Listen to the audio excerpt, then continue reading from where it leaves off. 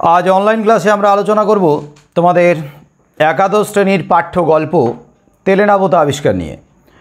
এর আগে দুটো ক্লাসে আমরা তেলেনাপোতা আবিষ্কারের উপরে আলোচনা করেছি।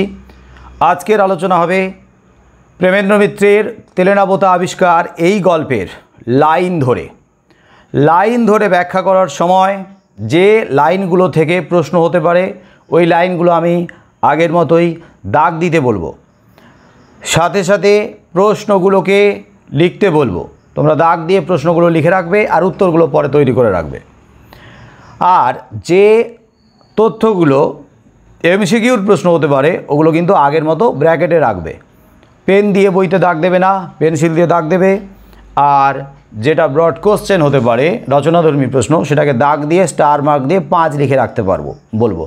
তার মানে দেখা যাচ্ছে আমাদের গল্প থেকে তিনটে টাইপের প্রশ্ন হবে। 1 নম্বরের এমসিকিউ, 1 নম্বরের এসিকিউ আর 5 নম্বরের ব্রড কোশ্চেন। লেখক প্রেমেন্দ্র মিত্রের তেলেনাপোতা আবিষ্কার গল্পে গল্প কথক তার 2 বন্ধুকে সঙ্গী করে তেলেনাপোতায় অভিযান করেছেন। আর তেলেনাপোতা অভিযানে তিনি আমাদেরকে অর্থাৎ পাঠকদেরকে সাথে নিয়েছেন। এমনভাবে পাঠকেরা অর্থাৎ আমরা এমনভাবে তার সঙ্গে একাত্ম হয়ে গেছি, মনে হয় তেলেনাপোতা আবিষ্কারের গল্প কথকের গল্প নয়, এ যেন তোমার আমাদের সব্বার গল্প। তেলেনাপোতা আবিষ্কার শনি ও মঙ্গলই হবে বোধহয়। যোগাযোগ হলে তেলেনাপোতা আপনারাও একদিন আবিষ্কার করতে পারেন। এই লাইনটা তো আমরা দাগ দেবে। কোন লাইনটা? যোগাযোগ হলে থেকে দাগ দাও। যোগাযোগ হলে তেলেনাপোতা আপনারাও একদিন আবিষ্কার করতে পারেন, এই লাইনটা দাগ দাও। প্রশ্ন লেখো, তেলেনাপোতা কারা কিভাবে আবিষ্কার করতে পারেন? তেলেনাপোতা কারা কিভাবে আবিষ্কার করতে পারেন এটাকে ছোট করেই লিখবে, যদিও অনেকগুলো তথ্য এখানে আছে। যে তেলেনাপোতা কারা মানে অবশ্যই কথকের সাথে পাঠক মানে শ্রোতা, আমরা সবাই তেলেনাপোতা আবিষ্কার করতে পারি। তো তেলেনাপোতা আবিষ্কারের জন্য কি দরকার তার মধ্যে একটা তো দিন বলাই হয়েছে, শনি আর মঙ্গলবারের মধ্যে সম্ভবত মঙ্গলই হবে। এটাকে ব্র্যাকেটে রাখো, শনি মঙ্গলকে ব্র্যাকেটে রাখো, আবার মঙ্গলকে আলাদা করে ব্র্যাকেটে রাখো। এর আগে আলোচনা হয়েছে যে শনি আর মঙ্গলের মধ্যে কেন মঙ্গলটাকেই ধরা হলো, মঙ্গলটাকেই গ্রহণ করা হলো, মঙ্গলবারেই অভিযান করেছেন এমন এটাকে অগ্রাধিকার দেওয়া হলো। কারণ শনি হচ্ছে অশুভ, যে কোনো শুভ কাজ, যে কোনো শুভ যাত্রা আমরা শনিবারে করি না। তাহলে শনি মঙ্গলের মঙ্গল যেখানে শুভ আছে, মঙ্গল আছে, ভালো দিক আছে, আমরা সেই দিনটাতেই কোনো শুভ কাজ বা শুভযাত্রা করি। তাহলে শনি ও মঙ্গলে সেটা শনিবার হতেই পারে, কিন্তু কিবার শনি মঙ্গল এই মঙ্গলই হবে বোধহয়, ধরে নাও মঙ্গল হয়েছে। তো যেহেতু মঙ্গলের কথা বলা হয়েছে, যদি এটা এমসিকিউর প্রশ্নের উত্তর থাকে তাহলে প্রশ্নটা যদি হয় এরকম যে শনি মঙ্গলের কিবারে অভিযান হয়েছিল তেলেনাপোতা, তাহলে মঙ্গল লিখতে হবে। যোগাযোগ হলে তেলেনাপোতা আপনারাও একদিন আবিষ্কার করতে পারেন। আপনারাও আমার মতো মানে কথকের মতো, লেখকের মতো, কথক বলছে আমার মতো আপনারাও কিন্তু আবিষ্কার করতে পারেন। তোমরা মাইকটাকে বন্ধ রাখো। অর্থাৎ কাজে কর্মে মানুষের ভিড়ে হাঁপিয়ে ওঠার পর যদি হঠাৎ 2-1 দিনের জন্য ছুটি পাওয়া যায়, এর আগে আমি বলেছিলাম, গত ক্লাসেই বলেছিলাম যে কাজে কর্মে মানুষের ভিড়ে হাঁপিয়ে উঠতে হবে। তেলেনাপোতা অভিযান, সেই তেলেনাপোতা অভিযান করে তেলেনাপোতা আবিষ্কারের যে অনুভব সেটা যদি আমরা পুরোপুরি আস্বাদন করতে চাই তাহলে অবশ্যই আমাদেরকে কাজে কর্মে মানুষের ভিড়ে হাঁপিয়ে যেতে হবে। অর্থাৎ রীতিমতো কর্মব্যস্ত হয়ে পড়তে হবে এবং সেখান থেকেই যদি 2-1 দিনের জন্য ছুটি পাওয়া যায় তবে গিয়ে কিন্তু আমরা অভিযানের আনন্দটাকে উপলব্ধি করতে পারবো। তাহলে কাজে কর্মে মানুষের ভিড়ে হাঁপিয়ে ওঠার পর কথক মাঝবয়সী, তিনি অবশ্যই চাকরিজীবী বা ব্যবসা করেন, চাকরি করেন, যাই হোক না কেন, অবশ্যই কোনো না কোনো কাজের মাঝে তিনি অত্যন্ত ব্যস্ত। তাহলে কাজে কর্মে মানুষের ভিড়ে হাঁপিয়ে ওঠার পর হঠাৎ করে এই যে ছুটিটা এসেছে, এই যে ছুটির অবকাশটা এসেছে, এটা কিন্তু আগে থেকে কথক জানতো না, তার জীবনে এটা জানান দিয়ে আসেনি। আর তাহলে কিন্তু মজাটা অনেক বেশি। আগে থেকে জেনে বুঝে যদি আমরা প্ল্যান করি, পরিকল্পনা করি, তার মজা আর হঠাৎ করে মানে সারপ্রাইজ যে আনন্দ, সেই আনন্দটা কিন্তু হঠাৎ করে এলেই সেটা পাওয়া যায়। তাহলে কাজে কর্মে মানুষের ভিড়ে হাঁপিয়ে ওঠার পর যদি হঠাৎ 2-1 দিনের জন্য ছুটি পাওয়া যায়, তাহলে 2-1 দিনের জন্য হঠাৎ ছুটি পাওয়া গেল। এমনিতেই সপ্তাহে রবিবার তো ছুটি, আমরা সারা সপ্তাহ কাজের মাঝে থাকি, কাজের ভিড়ে থাকি, কর্মব্যস্ত থাকি, রবিবারের দিকে তাকিয়েই কিন্তু আমরা বসে থাকি, আর রবিবারটা একটু রিল্যাক্স করেই কাটাই। আবার সোমবার থেকে ঝাঁপিয়ে পড়ি কাজে। আবার বড় বড় ছুটিগুলোর দিকেও কিন্তু আমরা তাকিয়ে বসে থাকি। সারা বছরে পুজোর ছুটি, গরমের ছুটি, বড়দিনের ছুটি, এরকম একটা বড় বড় ছুটি আছে। ওই ছুটিগুলোকে আমরা কীভাবে এই ছুটিগুলোকে ব্যবহার করব, কাটাবো ওই ছুটিগুলো দিনগুলোতে, সেটা কিন্তু আগে থেকেও আমরা পরিকল্পনা করি। কিন্তু এগুলো আমাদের পরিকল্পনায় থাকে, কিন্তু হঠাৎ করে ছুটিটা ক্যালেন্ডারে থাকে না। তাই আগে থেকে পরিকল্পনা করা যায় না বলেই এর মজাটা অন্যরকম। তাহলে একে তো 2-1 দিনের জন্য হঠাৎ করে ছুটি পাওয়া গেল, তার উপরে পোয়া 12 কি না, আর যদি কেউ এসে ফুসলানি দেয়, যে কেউ ফুসলানি দিচ্ছে, কেউ উস্কাচ্ছে, কানে কানে বলছে যেটা আমার পছন্দের, সেরকম কিছু পাওয়া যেতে পারে, তাহলে তো দারুণ দারুণ দারুণ প্রাপ্তি। দাগ দাও। আর যদি কেউ এসে ফুসলানি দেয়, যে লাইনটা দাগ দাও, যদি কেউ এসে ফুসলানি দেয়, প্রশ্ন কোন ব্যাপারে ফুসলানি দেওয়ার কথা বলা হয়েছে? না, ফুসলানি দেবে যে কোনো এক আশ্চর্য সরোবরে পৃথিবীর সবচেয়ে সরলতম মাছেরা এখনও তাদের জলজীবনের প্রথম বড়শিতে হৃদয় বিদ্ধ করবার জন্য উদ্গ্রীব হয়ে আছে। কোনো এক আশ্চর্য সরোবর, তার মানে যে সরোবরের কথা বলা হয়েছে সেটা কিন্তু আশ্চর্য সরোবর। এই রকম সরোবরে শহরের মানুষদের মধ্যে কেউ তেমন ওখানে পৌঁছায়নি, কথক তো নয়। তাই সেই সরোবরটা আশ্চর্য সরোবর, খুব সুন্দর একটা রহস্যময়তা নিয়ে যেন সরোবরটা রয়েছে, নিজেকে লুকিয়ে রেখেছে লোকচক্ষুর অন্তরালে। তাহলে এক আশ্চর্য সরোবর তেলেনাপোতায় আছে।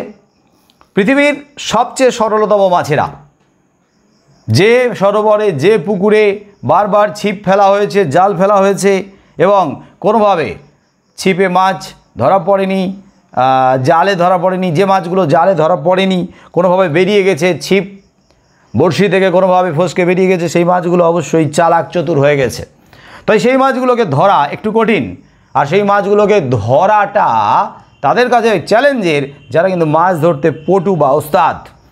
কিন্তু কথকের মধ্যে একটা মাছ ধরার প্রতি বিরাট একটা টান আছে, মাছ ধরতে তিনি পছন্দ করেন, কিন্তু অতটা দক্ষ নন। তাহলে তিনি যদি শোনেন যে আশ্চর্য সরোবরে পৃথিবীর সবচেয়ে সরলতম মাছগুলো ওইখানে আছে, এখনও পর্যন্ত তারা চালাক চতুর হয়নি, সব থেকে সরলতম মাছেরা ওখানেই আছে, এবং তারা এখনও পর্যন্ত কারোর বড়শিতে নিজেদেরকে বিদ্ধ করেনি, তারা আপনার বড়শিতে হৃদয় বিদ্ধ করবার জন্য প্রস্তুত হয়ে আছে। তাহলে আপনি তো অবশ্যই উৎসাহ দেখাবেন যে আপনার ছিপে এর আগে কোনো রুই, কাতলা, রাঘব, বোয়াল, বড় বড় মাছ ধরার সৌভাগ্য হয়ে থাকেনি, আর আপনি বড়জোর হয়তো 2-1টা পুঁটি ছাড়া কখনো জল থেকে টেনে তোলার সৌভাগ্য করেননি, বা আপনার সৌভাগ্য হয়নি কোনো মাছকে, তাহলে আপনি অবশ্যই রাজি হবেন যাওয়ার জন্য। তাহলে হঠাৎ একদিন তেলেনাপোতা আপনিও আবিষ্কার করতে পারেন। এই লাস্ট লাইনটা দাগ দাও। তাহলে হঠাৎ একদিন তেলেনাপোতা আপনিও আবিষ্কার করতে পারেন। প্রশ্ন লেখো, কি হলে আপনি তেলেনাপোতা আবিষ্কার করতে পারেন? কি হলে? তার মানে আপনি মৎস্যলুব্ধ হবেন, মাছ ধরার প্রতি আপনার একটা নেশা থাকবে, আর আপনাকে এসে কেউ যদি ফুসলানি দেয়, মানে একটু উস্কে দেয় যে পৃথিবীর সব থেকে সরলতম মাছেরা এক আশ্চর্য সরোবরে আপনার বর্ষিদের হৃদয়কে বিদ্ধ করার জন্য, মানে ধরা পড়ার জন্য উদ্গ্রীব হয়ে আছে, ছটফট করছে, যান আপনি। আর ওরা কিন্তু সরল, তার মানে আপনার ছিপে কিন্তু ধরা পড়বে। আর আপনি যদি এর আগে পুঁটি ছাড়া তেমন কোনো মাছ ধরার অভিজ্ঞতা না করে থাকেন, তাহলে আপনি অবশ্যই উৎসুক হবেন, উৎসাহ দেখাবেন। বোঝা গেল?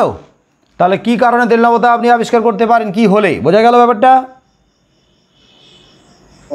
কিছু কিছু প্রশ্নের উত্তর একটু বড় হয়ে যাবে, একটু ছোট করে লিখতে হবে। তেলেনাপোতা আবিষ্কার করতে হলে একদিন বিকেলবেলার পড়ন্ত রোদে জিনিসে মানুষের ঠাসাঠাসি একটা বাসে গিয়ে আপনাকে উঠতে হবে। হ্যাঁ, কতগুলো শর্ত আছে তেলেনাপোতা আবিষ্কারের। তবে আমি কিন্তু আলোচনা করার সময় বলেছিলাম যে এখানে তেলেনাপোতা অভিযান এবং আবিষ্কারের যে শর্তগুলো বলা হয়েছে, সেই শর্ত সবগুলোই যে পাঠকের ক্ষেত্রে খাটবে এমন নয়, নাও খাটতে পারে। এক একজনের অভিযান, তার সময়, তার ক্ষেত্র, তার জায়গা, এগুলো কিন্তু ভিন্ন ভিন্ন হতে পারে, মাধ্যম এগুলো ভিন্ন ভিন্ন হতে পারে, কিন্তু তার যে গভীর ব্যঞ্জনা অর্থটা সেটা কিন্তু সবার সঙ্গে মিলে যাবে। তবে এখানে যেহেতু আমাদের গল্পে আছে তেলেনাপোতা আবিষ্কারের জন্য কি কি দরকার, তার মধ্যে একটা তো দিন, শনি মঙ্গলের মঙ্গল হবে, আরেকটা কতককে মৎস্যলুব্ধ হতে হবে, হ্যাঁ, আর কেউ এসে ফুসলানি দেবে, তাকে উৎসাহিত করবে যে ওখানে মাছ ধরতে যাওয়ার জন্য, যেখানে সরলতম মাছেরা তার বর্ষিদের হৃদয় বিদ্ধ করার জন্য প্রস্তুত হয়ে আছে। আর তেলেনাপোতা আবিষ্কার করার জন্য কোন সময়টা শ্রেয় কথকের কাছে? কোন সময়টা বলা হয়েছে বলো?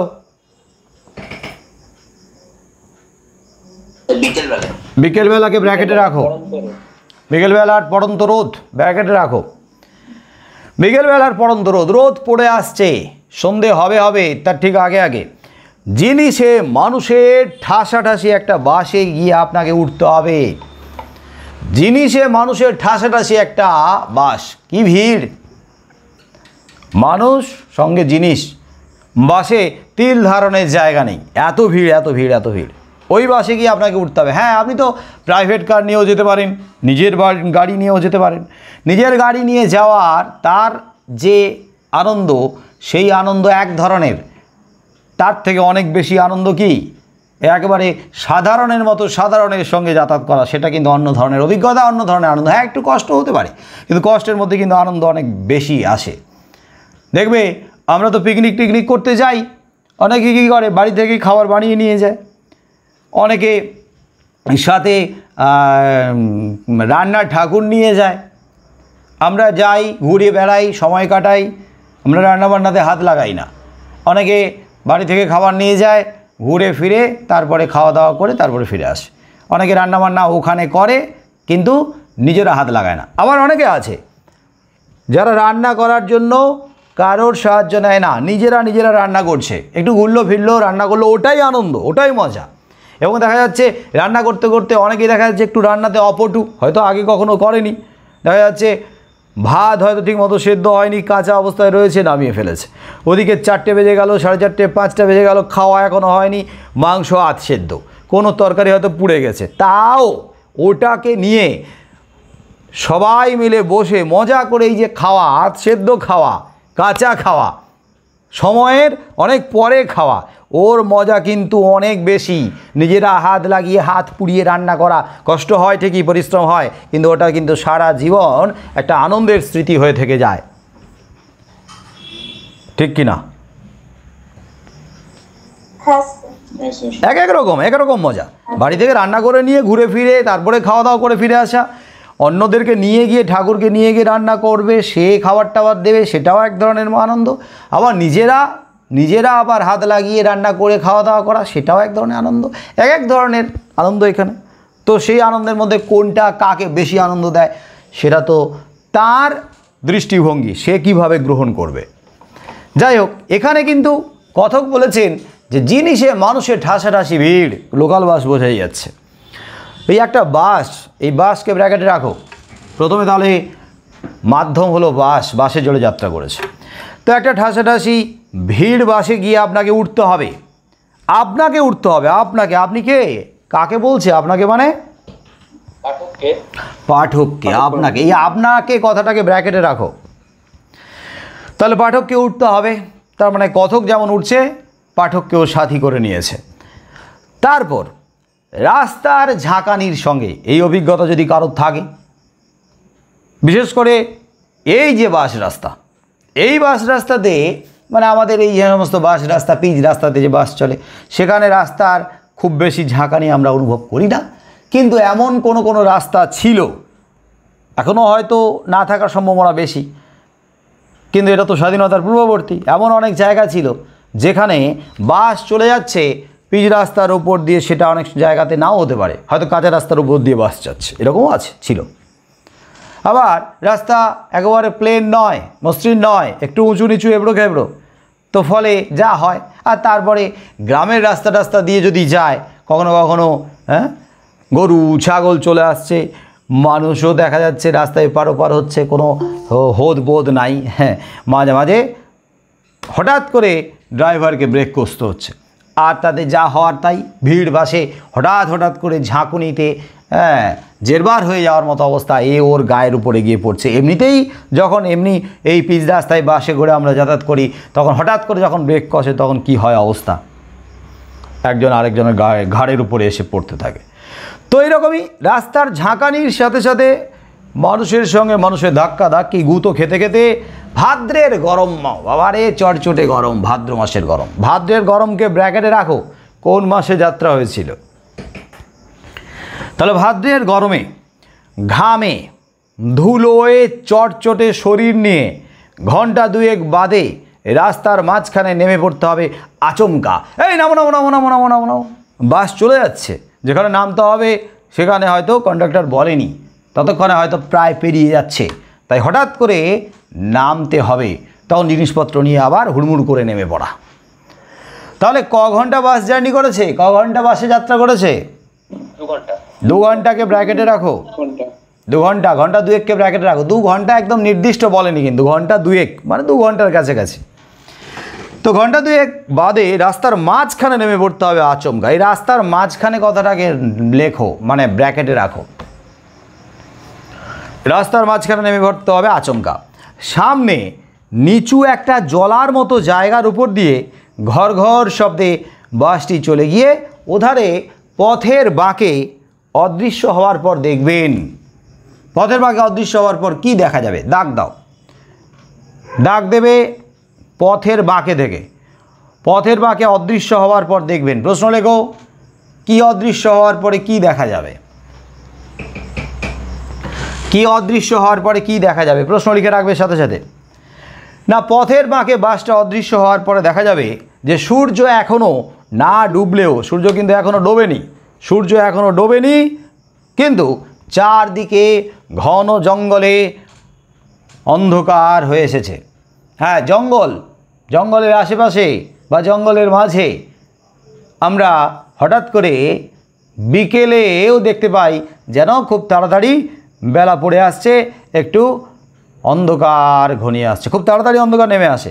পাহাড়ে জঙ্গলে কিন্তু, পাহাড়েও তাড়াতাড়ি, কিন্তু ওই যে সূর্য যেন ডোবেনি, কিন্তু সূর্য পাহাড়ের আড়ালে চলে গেলে হঠাৎ করে আলো নেমে আসে, লাইট কমে যায়। আবার জঙ্গলেও তাই, জঙ্গলেও কিন্তু তাড়াতাড়ি অন্ধকার নেমে আসে। তাহলে বাসটা অদৃশ্য হওয়ার পরে দেখা যাবে যে এখনও পর্যন্ত কিন্তু সন্ধে হয়নি, তাও মনে হবে সূর্য এখনও না ডুবলেও যেন জঙ্গলে অন্ধকার নেমে এসেছে। আর রাস্তাটা কেমন? সামনে নিচু একটা জলার মতো জায়গা। তো জলার মতো জায়গা, জলা, একটু জলা মানে জল জমে আছে, জলাভূমি ঠিক নয়, রাস্তা এক অর্থে সেই রাস্তাটা যে পিচ রাস্তা তাও নয়, জঙ্গলের মাঝখান দিকে চলে গেছে, বোঝাই যাচ্ছে, বা জঙ্গলের এক পাশ দিয়ে চলে গেছে, একটু নিচু জায়গা, গ্রামের মাঝখান দিয়ে চলে গেছে, জঙ্গলের মাঝখান দিয়ে চলে গেছে, একেবারে রুরাল এরিয়া। তার মানে তো রাস্তাটা ঠিক পিচ রাস্তা নয়, পাকা রাস্তা নয়, নিচু হয়ে গেছে, জলার মতো, জল টলও জমে আছে, ওখান দিয়েই বাসটা চলে গেল। যাই হোক, তো কোনো দিকে চেয়ে জনমানব দেখতে পাবেন না, কোনো দিকে চেয়ে, এদিকে তাকাবেন ওদিকে তাকাবেন, জায়গাটা একেবারে নির্জন, কেমন যেন গা ছমছম করা একটা পরিবেশ, এদিক ওদিক তাকিয়ে লোকজন আছে কিনা খোঁজার চেষ্টা করবেন, কিন্তু না, জনমানবহীন, জনমানব দেখতেই পাবেন না, মানুষজন দেখতে পাবেন না।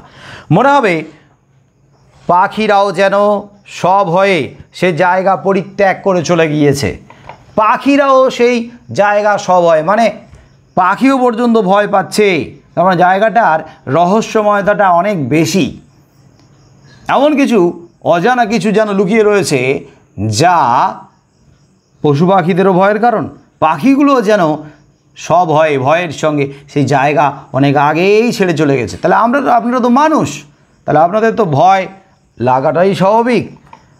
ভাবছেন এদিকে দেখছেন ওদিকে দেখছেন, লোকজন একটাও নেই, কোথায় এলাম রে বাবা, কোথায় নামলাম, হ্যাঁ কী করে যাব, কোথায় যাচ্ছি, এরকম ধরনের অনেক অজানা আশঙ্কা মনের মধ্যে আসতে পারে। যাই হোক, মনে হবে পাখিরাও যেন সব হয় সেই জায়গা পরিত্যাগ করে চলে গিয়েছে। একটা স্যাঁতসেঁতে ভিজে ভাবসা আবহাওয়া টের পাবেন, স্যাঁতসেঁতে ভিজে ভাবসা আবহাওয়া, স্যাঁতসেঁতে জঙ্গলের ভেতরে। দেখো ভাদ্র মাস, গুমোট গরম, সূর্য ডুবে গেছে প্রায়, এবার একটা গরমের ভ্যাবসা একটা গরম উঠছে, জলার মতো জায়গা, তার মানে যেখানে যেখানে জলও জমে আছে, আর গরম, সূর্যের কারণে, সূর্যের তাপের কারণে বাষ্পীভবনও ঘটছে, তাই একটা স্যাঁতসেঁতে ভিজে একটা ভাবসা আবহাওয়া, একটা গুমোট গরম সবাইকে যেন অস্বস্তিতে ফেলে রাখবে। ব্যাপারটা বোঝা গেছে? স্যাঁতসেঁতে ভিজে একটা ভাবসা আবহাওয়া, বোঝা গেছে ব্যাপারটা? একটু নিজেদের মতো করে ভেবে নাও।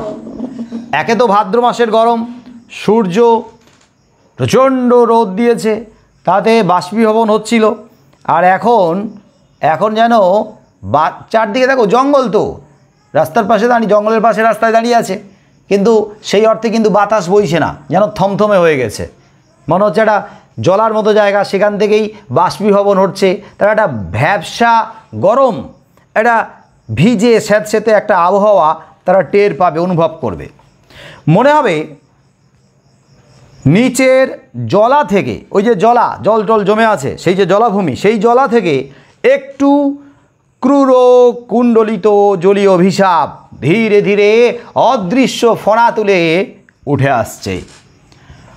অদৃশ্য ফণা, সাপ যেমন ফণা তুলে উঠে আসে, তাহলে সাপ যদি হঠাৎ করে ফণা তুলে আমাদের সামনে দাঁড়ায়, তো কীরকম অবস্থা হবে?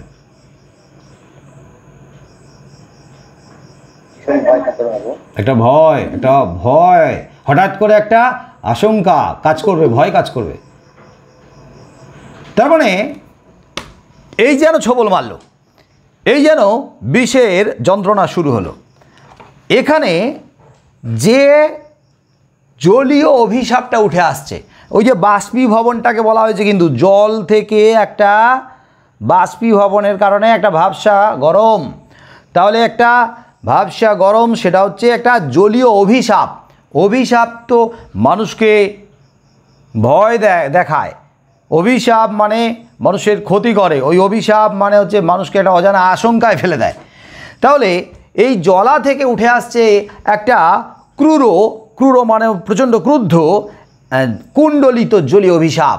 ক্রূর সাপ যেমনভাবে কুণ্ডলি পাকিয়ে, কুণ্ডলি পাকিয়ে বসে থাকে, কিন্তু সাপ কিন্তু ক্রূর, হঠাৎ করে যেন উঠে আসে ফোনা তুলে, ঠিক তেমনিভাবে জলা থেকে একটা ক্রূর মানে প্রচণ্ড ক্রুদ্ধ জলীয় অভিশাপ মানে প্রচণ্ড ভ্যাবসা গরম ধীরে ধীরে ধীরে ধীরে অদৃশ্য ফোনা তুলে উঠে আসছে। আর ওখানে যারা তিনজনকে সেই অদৃশ্য ফোনা মানে গরমের ভাবসা সেই আবহাওয়াটা কি করছে, রীতিমতো অস্বস্তিতে ফেলে দিচ্ছে, গরমে তারা আরও কাহিল হয়ে উঠছে।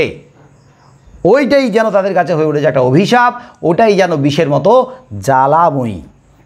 ব্যাপারটা কি কিছুটা আমি বোঝাতে পেরেছি?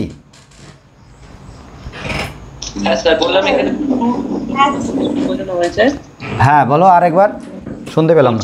একটু ক্রূর কুণ্ডলিতে জলীয় অভিশাপ, ক্রূর কুণ্ডলিতে কি বোঝানো হয়েছে মানে এই দুটো শব্দ দিয়ে? ওই যে কুণ্ডলিত মানে হচ্ছে কুণ্ডলি পাকিয়ে সাপ শুয়ে আছে, এরকমভাবে জড়ো হয়ে কুণ্ডলি পাকিয়ে, তাহলে কুণ্ডলি পাকিয়ে শুয়ে থাকে সাপ, কিন্তু সাপ হচ্ছে ক্রুদ্ধ, সে ছবল মারার জন্য কিন্তু ফোনা তুলবে।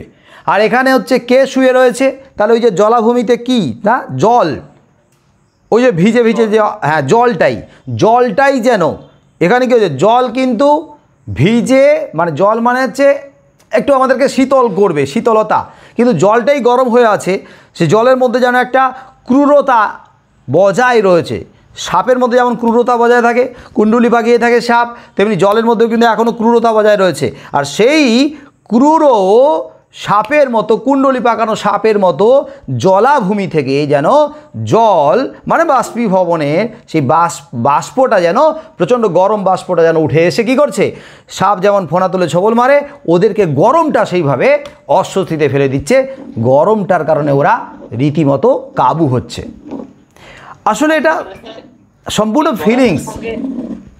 সাপের তুলনা করা হয়েছে, মানে সাপ যেমন ঠান্ডা তেমন ঠান্ডা, কিন্তু সাপ ক্রূর, তাই এর অভিশাপটা জলীয় অভিশাপটা অদৃশ্য ফোনা তুলে এসে তাদের ভয় দেখাচ্ছে, মানে গরমের ভাবটা। হ্যাঁ গরমের ভাবটা, হ্যাঁ রাইট, গরমের ভাবটাই যেন ওই অদৃশ্য ফোনা, না সাপ তো ফোনা তুলে দেখা যায়, কিন্তু এখানে হচ্ছে দেখা যাচ্ছে কি চোখে, বাষ্পীভবনটা তো দেখা যাচ্ছে না, তাহলে অদৃশ্য, তাহলে একটা অদৃশ্য ফোনা তুলে সাপের মতো যেন ওই গরমের ভাবসা আবহাওয়াটা ওদেরকে রীতিমতো অস্বস্তিতে ফেলছে, ওদেরকে কষ্ট দিচ্ছে, একটা যন্ত্রণা তৈরি হচ্ছে ওদের মধ্যে।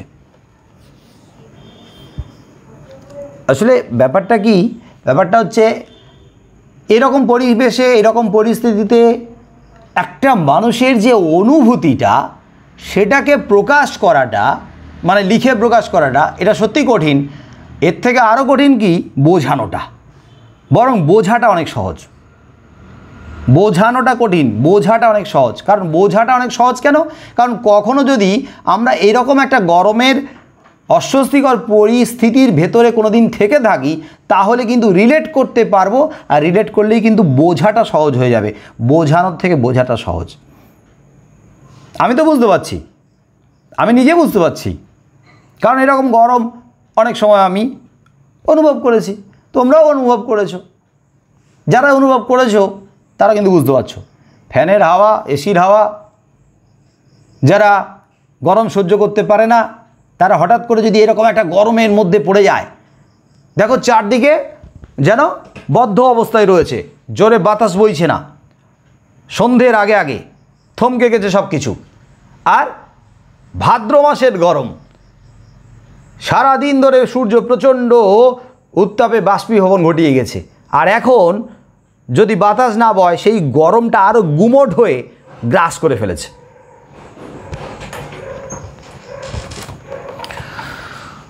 বড় রাস্তা থেকে নেমে সেই ভিজে জলার কাছেই গিয়ে দাঁড়াতে হবে আপনাকে, বড় রাস্তা থেকে, তার মানে বাস রাস্তাটা গেছে বড় রাস্তা ধরে, এই বড় রাস্তাকে ব্র্যাকেটে রাখো, তো বাস তো চলে গেছে, এবারে বড় রাস্তা থেকে নেমে জঙ্গলের ভেতর দিয়ে যে জলাভূমি আছে, জলাভূমি অ্যাকচুয়ালি কিন্তু জলাভূমি নয়, একটু নিচু জায়গা, জল জমে আছে তাই জলাভূমি বা জলাশয়ের মতো লাগছে, কিন্তু আসলে ওই যে জঙ্গলের ভেতরে জলাভূমি ওটা আসলে জলা নয়, ওটা হচ্ছে ওই জঙ্গলের ভেতর দিয়ে পায়ে পায়ে চলার একটা সুড়ি পথ, ছোট সংকীর্ণ পথ, চাপা পথ, ওখানে জল জমে আছে, দেখে মনে হয় কোনো রাস্তা নয়, কিন্তু বড় রাস্তা থেকে নেমে সেই ভিজে জলার কাছে গিয়ে দাঁড়াতে হবে আপনাকে।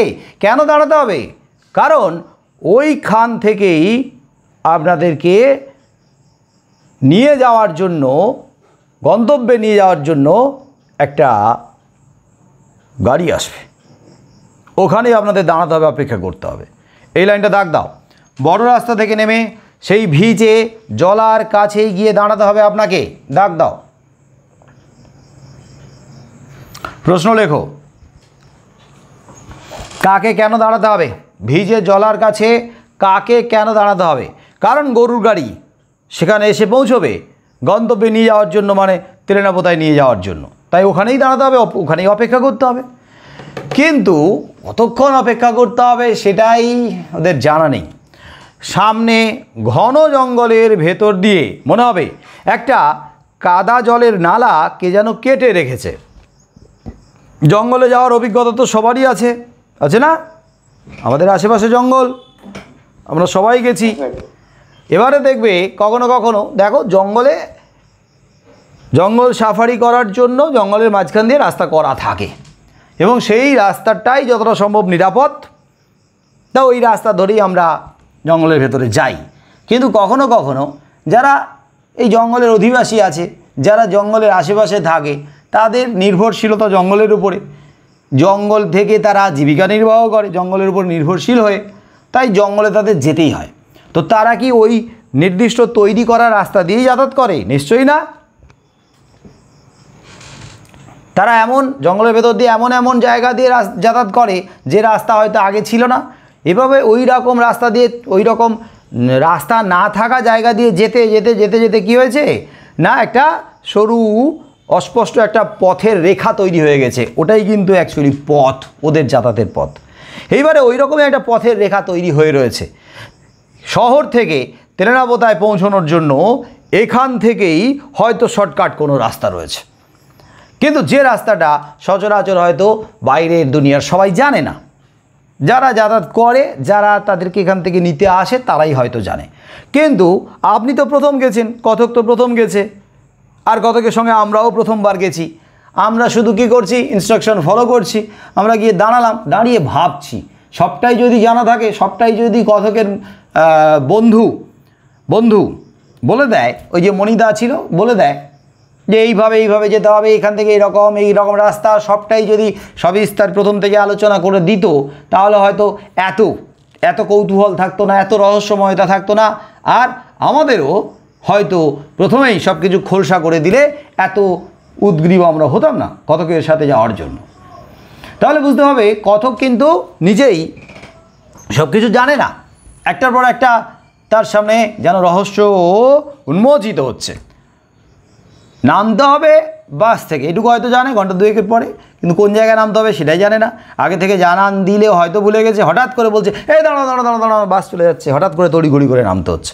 আবার অপেক্ষা, এদিকে তাকায় ওদিকে তাকায়, লোকজন নেই, কী রে বাবা কোথায় এলাম রে, অপেক্ষা, এদিকে রাত হয়ে যাচ্ছে, অথচ গাড়ি আসছে না, কি গাড়ি আসবে আদৌ জানি না।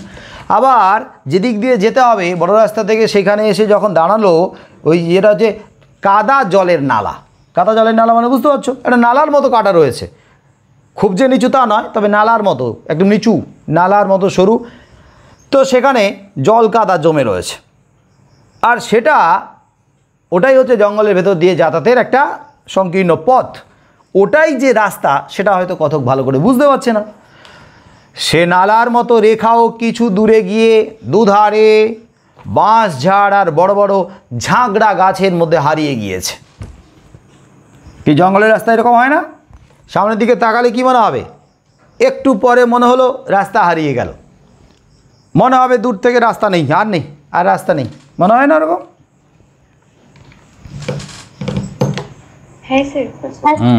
কারণ গাছপালাগুলো কি করে, এমনভাবে ঝেপে থাকে, রাস্তা মনে হয় বন্ধ হয়ে রয়েছে, আর কোনো রাস্তা নেই। কিন্তু দেখবে আস্তে আস্তে যত এগোতে থাকবে, যেন রাস্তা কিন্তু আপনা আপনি খুলে এদিক ওদিক আঁকা বাঁকাভাবে এগিয়ে যাবে, খুলে এগিয়ে যায়, কারণ রাস্তা আছে তো, সরু রাস্তা, নালার মতো।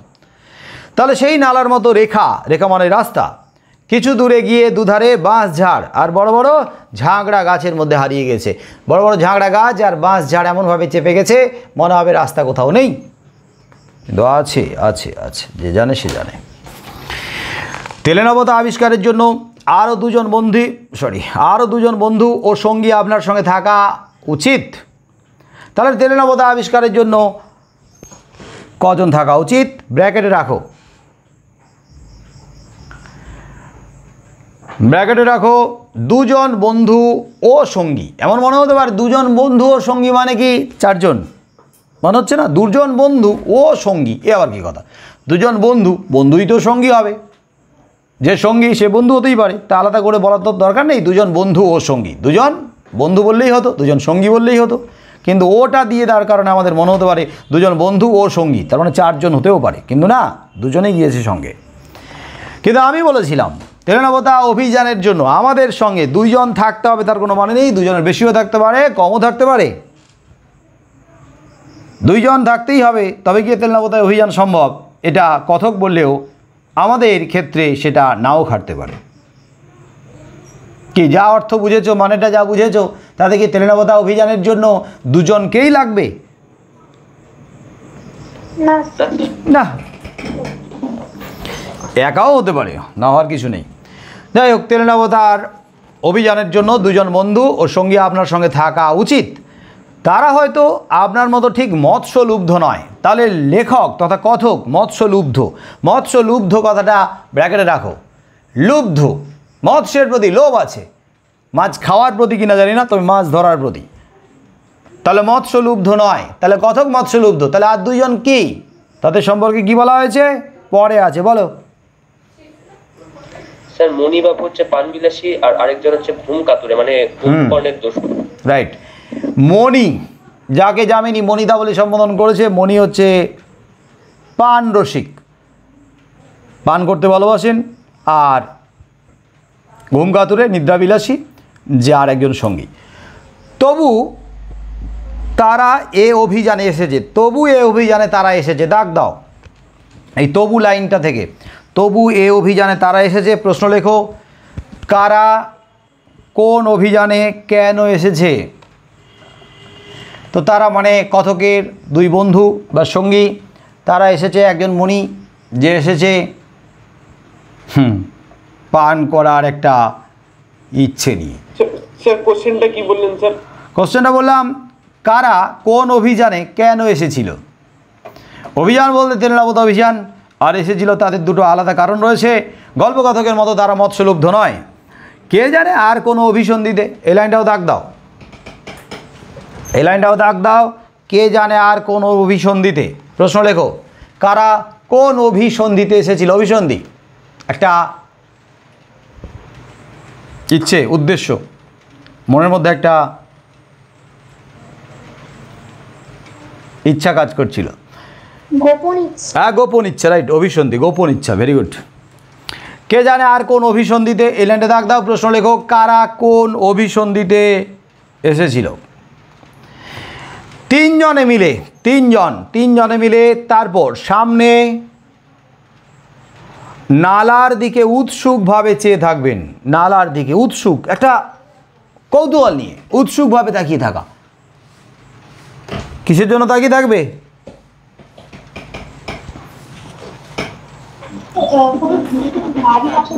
হ্যাঁ, তেলেনাপোতায় পৌঁছে দেওয়ার জন্য, নিয়ে যাওয়ার জন্য কোনো না কোনো গাড়ি তাদেরকে নিতে আসবে, গন্তব্যে নিয়ে যাওয়ার জন্য কিছু না কিছু আসবে। তাহলে কত দূরে দেখা যাচ্ছে কি না, গভীর উৎসাহ নিয়ে তাকিয়ে থাকবে ওই নালার দিকে। দাগ দাও। 3 জনে মিলে তারপর সামনে নালার দিকে উৎসুকভাবে চেয়ে থাকবেন, আর অপেক্ষার পালা চলতেই থাকবে, অপেক্ষা সময় গড়াতে থাকবে। 3 জনে তাকিয়ে থাকবে নালার দিকে। প্রশ্ন, কারা কেন নালার দিকে তাকিয়ে থাকবে? মাঝে মাঝে পা ঠুকে মশাদের ঘনিষ্ঠতায় বাধা দেওয়ার চেষ্টা করবেন।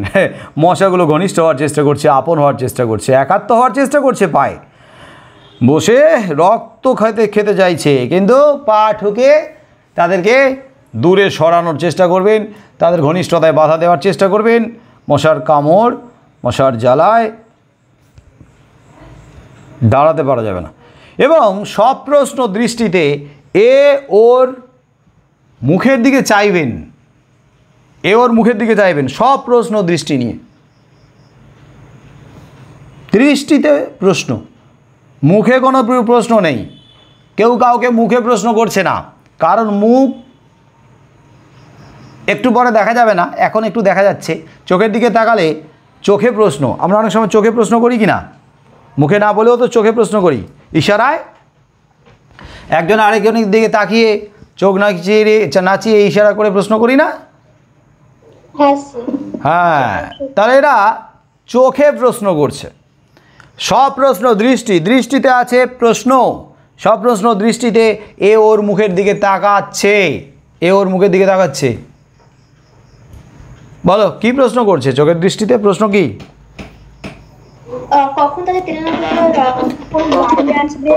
হ্যাঁ, আর কতক্ষণ অপেক্ষা করতে হবে? কখন আসবে রে? কতক্ষণে কখন গাড়ি আসবে? গরুর গাড়ি আসবে এটুকু যদি জানে, কখন গরুর গাড়ি আসবে, কতক্ষণ অপেক্ষা করতে হবে আমাদের, এরকমই প্রশ্ন আসবে। লাইনটা দাগ দাও। সব প্রশ্ন দৃষ্টিতে, এ ওর মুখের দিকে চাইবেন, দাগ দাও। প্রশ্ন লেখো। দৃষ্টিতে কি প্রশ্ন ছিল? দৃষ্টিতে কোন প্রশ্ন ছিল? কি প্রশ্নটা কি ছিল? খানিক বাদে পরস্পরের মুখও আর ঘনায়মান অন্ধকারে ভালো করে দেখা যাবে না। ঘনায়মান অন্ধকার ঘনিয়ে আসছে। এই ঘনায়মান অন্ধকারে আস্তে আস্তে মুখগুলো ঢাকা পড়ে যাবে অন্ধকারে, কেউ আর একে অপরের মুখ দেখতে পাবে না। তাহলে এখন কি চোখের দৃষ্টিতে প্রশ্ন করলে প্রশ্ন কি দেখতে পাবে, মানে প্রশ্ন সম্পর্কে বুঝতে পারবে? আর বুঝতে পারবে না। এবারে যদি প্রশ্ন করতে হয় কথা বলতে হবে। এদিকে যখন সন্ধে ঘনিয়ে এলো, অন্ধকার একেবারে ঘনীভূত হয়ে উঠল, মশাদের গান শুরু হলো। মশাদের ঐকতান, মশারা বেরিয়ে পড়েছে গান বাজনা করতে, ব্যান্ড পার্টি নিয়ে, অর্কেস্ট্রা নিয়ে। মশা বেরিয়ে পড়েছে, মশার দল, ঐকতান, হ্যাঁ গান। মশারা কানের কাছে এসে গান বাজনা করছে। মশাদের ঐকতান আরও তীক্ষ্ণ হয়ে উঠবে, কারণ অন্ধকার ঘনিয়ে এসেছে, এখন মশাদের পালা। এদিকে অন্ধকার ঘনিয়ে এসছে, কতক্ষণ অপেক্ষা করতে হবে? ওদিকে আবার শেষ বাসটা, লাস্ট বাসটা যদি চলে যায় আর শহরে ফেরা হবে না। এদিকে হয়তো গাড়ি এলো না, মাঝখান থেকে সারা রাত এখানেই থাকতে হবে, সেটা তো সম্ভব নয়। তাই ভাবছে আবার বড় রাস্তায় উঠে ফিরতি কোনো বাসের চেষ্টা করবেন কিনা। যখন ভাবছেন ফিরতি কোনো বাস, শহরে নগরে কলকাতায় ফিরে যাওয়ার কোনো বাসের চেষ্টা করবেন কিনা ভাবছেন, তখনই হঠাৎ সেই কাদা জলের নালা, যেখানে জঙ্গলের মধ্যে হারিয়ে গিয়েছিল, দেখা যাচ্ছিল না, সেখান থেকে অপরূপ একটি শ্রুতি বিস্ময়কর আওয়াজ শুনতে পাবেন। শ্রুতি বিস্ময়কর আওয়াজ, ব্র্যাকেটে রাখো শ্রুতি বিস্ময়কর আওয়াজকে। শ্রুতি বিস্ময়কর আওয়াজকে ব্র্যাকেটে রেখেছো? শ্রুতি মানে কি? শ্রুতি না, শুনতে পাওয়া না। শ্রুতি মানেই কান, কানের সমার্থক শব্দ কান। তাহলে শ্রুতি বিস্ময়কর আওয়াজ, শ্রুতি মানে কানকে বিস্মিত করে, এমন আওয়াজ অবাক করে দেয়। অর্থাৎ এমন কোনো আওয়াজ যা আমরা আগে শুনিনি, এমন কোনো আওয়াজ যা আমরা হঠাৎ করে শুনছি, সেই আওয়াজ আমাদের কানকে বিস্মিত করে, তাই শ্রুতি বিস্ময়কর আওয়াজ। আর এখানে যে আওয়াজটা বিস্মিত করেছিল কথককে, কোন আওয়াজ? সেটা আসলে কিসের আওয়াজ?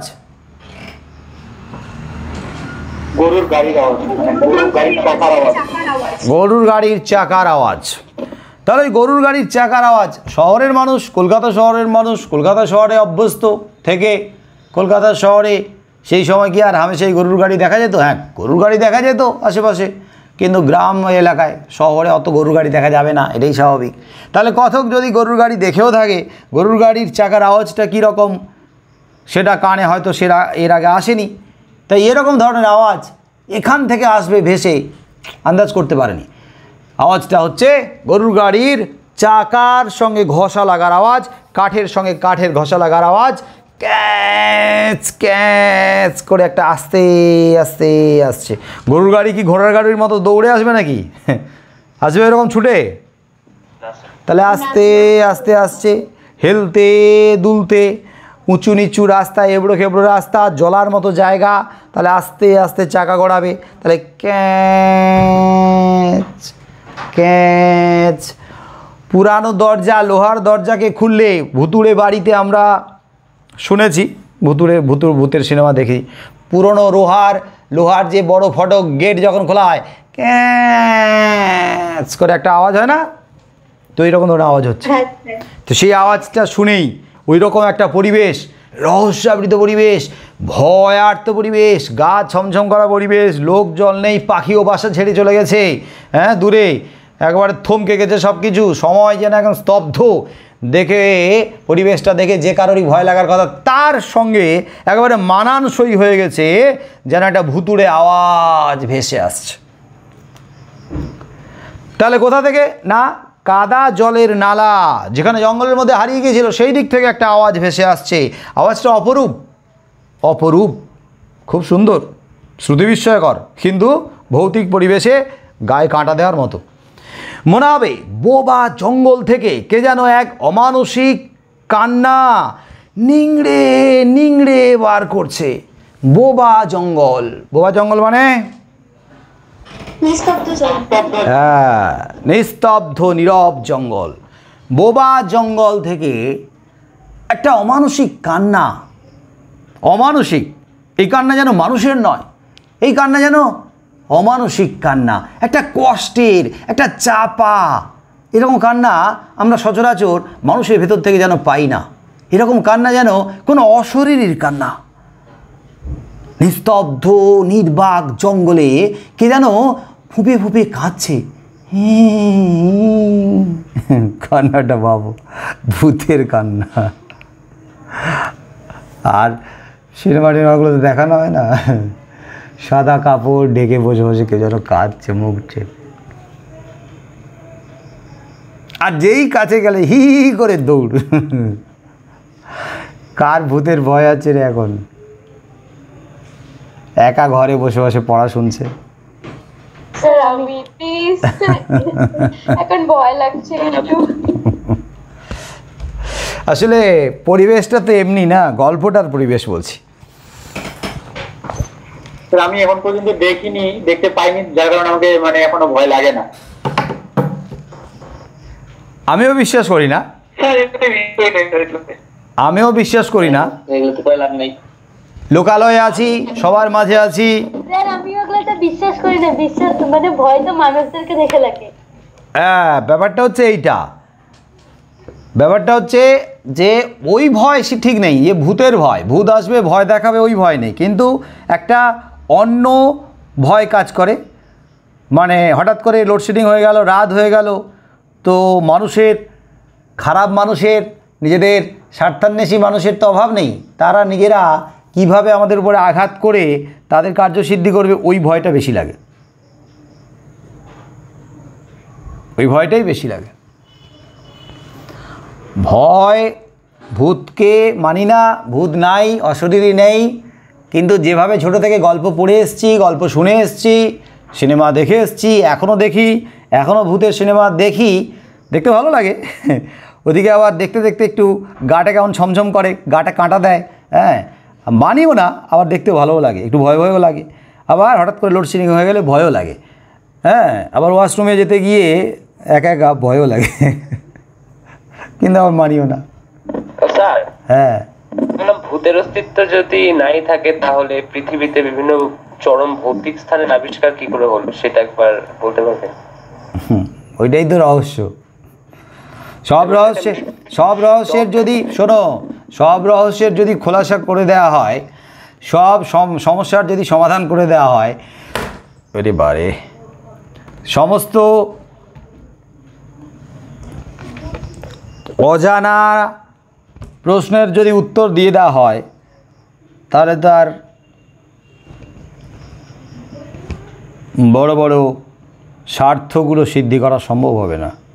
স্যার তখন তো রহস্য থাকবে না, রহস্য থাকবে না, আর তখন বহু মানুষের, বহু না, কিছু মানুষের যে লাখ লাখ কোটি কোটি টাকার স্বার্থ সিদ্ধি হবে না তো। হ্যাঁ স্যার, কারণ ভয় পাওয়াটা তো এখন একটা বিজনেস হয়ে গেছে। ভয় পাবে, ভয় তোমাদেরকে পেতে হবে। ভয় যদি না থাকে মানুষের স্বার্থ কিন্তু সিদ্ধ হবে না। ভয় তো থাকতেই হবে। ভয় যদি না থাকে, তুমি যদি ভয় না পাও, এটা একটা ব্যাপার বল, তুমি কোনো না কোনো দিকে তোমার উইকনেস থাকবে। তোমার যদি উইকনেস না থাকে, তোমার যদি দুর্বলতা না থাকে কোনো কিছুর প্রতি, তাহলে তোমাকে তো বাগে আনা যাবে না। তুমি তো সবাইকে বাগে আনবে, তুমি তো সবার ওপরে রাজ করবে, আধিপত্য করবে। তো তারাই তো, যারা ভয়কে জয় করতে পারে তারাই রাজ করে। আর স্যার চারিদিকে তো মুখোশধারী মানুষ আজকাল ঘুরে বেড়ায়, ওদের তো তুলনাই নেই। তো ঘটনা তো তাই, ভূতকে কেন ভয় করবে? তার থেকে তো আরও ভয়ঙ্কর ভয়ঙ্কর অপরাধীরা রয়েছে যাদেরকে ভয় পাওয়ার দরকার আছে। স্যার সে জায়গায় কি স্যার পড়বো কাটকে নাকি স্যার, যে ভয় দেখায় ভূতে? বুঝলাম না, আবার বলো। করার জন্য হ্যাঁ, ভয় দেখায়। সে জায়গায় কি স্যার চোর টোর থাকে নাকি স্যার? চোর বা ডাকাত স্যার ভয় দেখায় তারপর লুট করে নেয়। চোর ডাকাত শুধু কেন, চোর ডাকাত বড় বড় অপরাধী যারা ঠান্ডা মাথায় মানুষকে ভয়ের ভেতরে ঢুকিয়ে দিয়ে কার্যসিদ্ধি করবে। ভয়টা পাবে তো, তোমরা ভয় পাও, আমরা অনেকেই চাই তোমরা ভয় পাও। ভয় না পেলে তো আমাদের কাজ হাসিল করা যাবে না, এটা তো। আর ভয় যদি না পাও, ভয় দেখানোর জন্য হাজার প্রক্রিয়া আছে। স্যার সবকিছুই তো নির্ভর করে বিশ্বাসের উপরে। না, বিশ্বাসের ওপরে মানে আমি ধরো বিশ্বাস করলাম ভূত নাই, অতএব ভূতের ভয় আমি পাচ্ছি না। কিন্তু আমার মনে তো আরেকটা ভয় কাজ করছে। ধরো আমি অন্ধকারে যাচ্ছি, ভূত নাই, কিন্তু যে কেউ আমার থেকে ওই মুহূর্তে শক্তিধর কেউ আছে, শক্তিধর অপরাধীর কথা বলছি, যে প্ল্যান করে এমনভাবে আমাকে আঘাত করে যাবে, আমি নিজেকে রক্ষা করতে পারবো না। এবং সেই আঁচড়টা, যে আঁচড়টা আমাকে দিয়ে সে আহত করে গেল, সেই আঁচড়টা ভূতের আঁচড়, কিন্তু আসলে সেই আঁচড়টা আমাদের মানুষের মধ্য থেকে দেয়া কারোর আঁচড়। সেটা প্রমাণ করতে করতেই তো সময় চলে যাবে। তার আগেই তো ওটাকে অনেকভাবে রটিয়ে মানুষের মধ্যে এমনভাবে বিশ্বাসে পরিণত করে দেওয়া হবে যাতে মানুষ ওখানে পৌঁছবে না। তুমি যাবে নাকি? তুমি সেই ভৌতিক জায়গাগুলোতে কি যাবে উদ্ধার করার জন্য রহস্য? কারণ তার আগে তো তোমার যে দমটা দরকার, সাহসটা দরকার, সেই দমটা সাহসটা তো নাই। ভূতের সঙ্গে লড়াই তুমি পরে করবে, তার আগে এই যে মানুষরূপী ভূতগুলো ঘুরে বেড়াচ্ছে তাদের সঙ্গে তোমার লড়াই করার যে ক্ষমতা, দম, সাহস, শক্তি, সেগুলো তো নাই। যারা ভয় দেখায় তারা কি ভয় পায় না? মানে এইসব মানুষরা যারা ভয় দেখায়, হ্যাঁ তাদেরও ভয় আছে, কোনো না কোনো কিছুর প্রতি ভয় আছে, তাদেরও ভয় আছে। ভয় কেন? ভয় তো আমার মনে হয় মানুষেরই ভয় থাকে, ভয় তাদেরও আছে। টাকা পয়সা হারানোর ভয় আছে, ক্ষমতা হারানোর ভয় আছে, তারাও মারা যেতে পারে সেই ভয় আছে, তাদের স্বার্থ ক্ষুণ্ণ হতে পারে সেই ভয় আছে। ভয় তো অনেকেরই অনেক রকমের আছে। আর আমাদের মতো সাধারণ মানুষের ভয়টা কি? সাধারণ মানুষের ভয় বাবা, যদি কেউ আমাদেরকে আঘাত করে, কেউ আমাদেরকে মেরে ফেলে, কেউ আমাদের সম্মানহানি করে, কেউ আমাদেরকে কি বলবো মানে সমালোচনা করে, কেউ আমাদেরকে নিয়ে ব্যঙ্গ করে, বিদ্রূপ করে। ভয় তো আমাদের নানা দিক থেকে। ভূতের ভয় তো পরে, তার আগে তো আমরা আগে থেকেই মরে রয়েছি। আমাদের তো প্রচুর ভয়, অনেক ভয় আমাদের। কেউ একটা বাজে কথা বলে দেবে, আমার নামে বাবা খারাপ কিছু রটে যাবে, ওই অসম্মান নিয়ে বাঁচতে পারবো না, এই ভয়। আমাকে সমালোচিত করবে, আমার নামে সমালোচনা হবে, সেই সমালোচনার জবাব দেওয়ার আগেই দেখা গেল আমার নামে অনেক বড় রটে গেল, তাকে আমি খণ্ডন করতে পারবো না, সেই সাহস, সেই দম আমার নেই, সেই ভয়, সম্মান হারানোর ভয়। আমি নিজে আহত হতে পারি, নিজে আমি মারা যেতে পারি, সেই ভয়। আমার পরিবারের কাউকে আঘাত করতে পারে, আমার পরিবারের কারোর অসম্মান হতে পারে, সেই ভয়। এই প্রতি মুহূর্তে ভয়টা আমাদেরকে তো একেবারেই মানসিকভাবে দুর্বল করে রেখেছে, দুর্বল। আর এই ভয়টা নিয়ে কিন্তু আমরা আলোচনা করব কর্তার ভূত গল্প। কর্তার ভূত গল্পটা অসাধারণ একটা গল্প। তোমাদের হয়তো পড়ে মনে হতে পারে কেমন যেন একটা একঘেয়েমি গল্প, তার মানে হয়তো তোমরা অনেকে বুঝতে পারবে না। কিন্তু কর্তার ভূত গল্পটা পুরোপুরি যখন ব্যাখ্যা করা হবে আর বুঝতে পারবে, তখন বুঝতে পারবে যে ভয় কী জিনিস। আর ভয়ের কারণেই আমরা সারাক্ষণ আমাদের ঘাড়ের ওপরে ভূতটাকে চাপিয়ে রেখেছি। ভূত বলতে ভয়ের ভূত। আর এই ভয়ের ভূতের কারণে আমাদের ওপরে সুযোগ সন্ধানী স্বার্থপর মানুষগুলো রাজ করতে পারছে এবং স্বার্থসিদ্ধি করতে পারছে। স্যার এই ভয় দেখানোর ক্রিয়াকলাপ কি আন্তর্জাতিক স্তরে হয়, মানে বিভিন্ন দেশের মধ্যে বিভিন্ন ঘটনাকে? এ তো বড় বড় মাথা বসে রয়েছে, বড় বড় মাথা, যাদের কাজই হচ্ছে যে মানুষকে কিভাবে কবজা করে রাখবে, কতটুকু ছাড়তে হবে, কখন ছাড়তে হবে, কখন রাশ টানতে হবে। আমাদের হাতে খুব বেশি কিছু নেই। আমরা ভাবছি না আমরাই বিপ্লব আনবো, আমরাই পরিবর্তন আনবো, আমরাই পাল্টে দেবো সব কিছু। কিন্তু দেখা যাচ্ছে বড় মাথার বড় খেল চলছে, যেখানে আমরা পৌঁছতেই পারবো না। আমরা শুধু আমাদের পরিবার নিয়ে, নিজেদেরকে নিয়ে ব্যস্ত। ওই জায়গায় পৌঁছতে গেলে অনেক লড়াই লড়তে হবে, তার আগে ভয়টাকে জয় করতে হবে। আমরা তো এখনও পর্যন্ত এটাকেই বিশ্বাস করি ভূত আছে। তাহলে এই বিশ্বাসটাকেই যদি আমরা শিক্ষিত মানুষ, পড়াশোনা জানি, বিজ্ঞান নিয়ে চর্চা করছি, তো এখনও পর্যন্ত যদি এটাও আমরা মেনে রাখি ভূত আছে, তাহলে তো অলরেডি আমরা একটা ভয় নিয়েই কাজ শুরু করছি। ভূত আছে এই কথাটা তো এখনও পর্যন্ত বিজ্ঞান প্রমাণ করে দাঁড় করাতে পারেনি। তো যেটা দাঁড় করাতে পারেনি সেটাকে নিয়েই যদি আমরা আগলে ধরে রাখি, তাহলে তো আমরা ভয়টার সঙ্গেই, মানে ভয়টাকে নিয়েই আমরা এগোচ্ছি। আর ভয় নিয়ে যে এগোয় তার পক্ষে জয়টা খুব কঠিন হয়ে যায়। আর এটা নিয়ে আমার সঙ্গে তর্ক, আমি কিন্তু এই সম্পর্কে একেবারে স্বল্প জ্ঞান আছে আমার, স্বল্প, একেবারে অতটুকুও আমার হয়তো নেই। আমি তো নিজেই বলছি যে আমি নিজেই ভয় পাই। কারণ ছোটোবেলা থেকে এইভাবে পরিবেশে বড় হয়েছি। যাদের কাজ ভয়টাকে দূর করা, তারা ভয়টাকে আমাদের উপরে চাপিয়ে দিয়েছে। আমার কাজ তোমাদেরকে যতটুকু জানি সেখান থেকে ভয়টাকে কাটানোর চেষ্টা করা। কিন্তু তোমাদের মাথায় এমনভাবে ঢুকে আছে, তোমরা সেটা নিয়ে আমার সঙ্গে তর্ক করবে। না স্যার, বিভিন্ন জায়গায় ভূতের কথা শোনা যায়, অনেকে বড় বড় জ্ঞানী মানুষরাও তো ভূতের কথা বলেছে। অনেক জায়গা তো ভূতের জায়গা বলে ওখানে মানুষ যায় না। হ্যাঁ, অনেকে তো অনেক কিছু প্রমাণ পেয়েছে, অনেক গল্প শোনা যায়, অনেক কিছুর আভাস পাওয়া গেছে, অনেক শক্তিকে সামনে দেখা গেছে, অনেক কিছু। তো ফলে আমার কাছে তোমাদের সঙ্গে তর্ক করে যুক্তিতে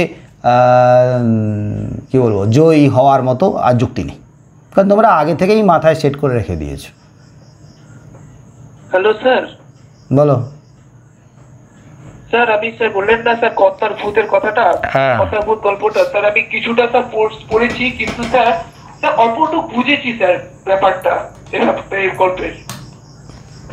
যারা বুঝতে পেরেছে তাদের ভালো লাগবে, আর যারা শুধু ভাবছে যে একটা গল্প কাহিনী, এখানে একটা রাজ্য, ভূতগ্রস্ত রাজ্য, আর সেই ভূতগ্রস্ত রাজ্যে সবাই চুপচাপ থাকে, মাঝে মাঝে কেউ আবার একটু প্রোটেস্ট করে, প্রতিবাদ করে, তখন তাকে আবার থামিয়ে দেওয়া হয়, চুপ করিয়ে দেওয়া হয়, ইত্যাদি ইত্যাদি। এইভাবে গল্পটা এগিয়েছে না, এটা একটা রূপকধর্মী গল্প। এর মধ্যে একটা গল্পর অর্থ লুকিয়ে রয়েছে, যে অর্থটা আমরা যদি উদ্ধার করতে পারি তখনই ভালো লাগা শুরু হবে। ঠিক যেমন তেলেনাপোতা আবিষ্কার গল্পটা, আপাত দৃষ্টিতে তেলেনাপোতা কী সেটা তো তোমরা এক রকমের ভাবছিলে, আর আমি অন্যরকমভাবে বোঝাচ্ছি, ঠিক তেমনিভাবে।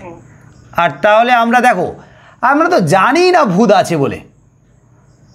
আমরা যদি না জানি, না দেখি, না প্রমাণ পেয়ে থাকি, কেউ বলছে, 5 জন বলছে, 10 জন বলছে, সেটাকে নাই বা বিশ্বাস করলাম। সেটাকে বিশ্বাস করে প্রতি মুহূর্তে ভয়ে থাকার থেকে সেটাকে না বিশ্বাস করে যতক্ষণ না পর্যন্ত পুরোপুরি টের পাচ্ছি, তাহলে সেটাকেই বিশ্বাস করি। ভূত নাই বিশ্বাস করে আমরা ভয়ের সঙ্গে নয়, সাহসের সঙ্গে বাঁচি না। ভূত আছে বিশ্বাস করে ভয়ের সঙ্গে বাঁচবো কেন?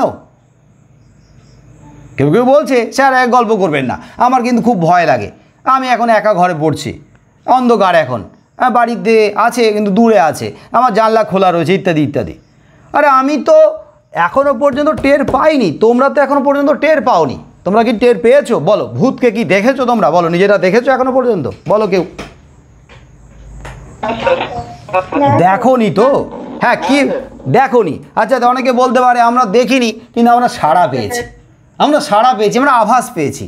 আমরা বসেছিলাম জ্যোৎস্না রাতে, দেখলাম জানলার পাশ দিয়ে কিছু একটা চলে গেল, ছায়ামূর্তি।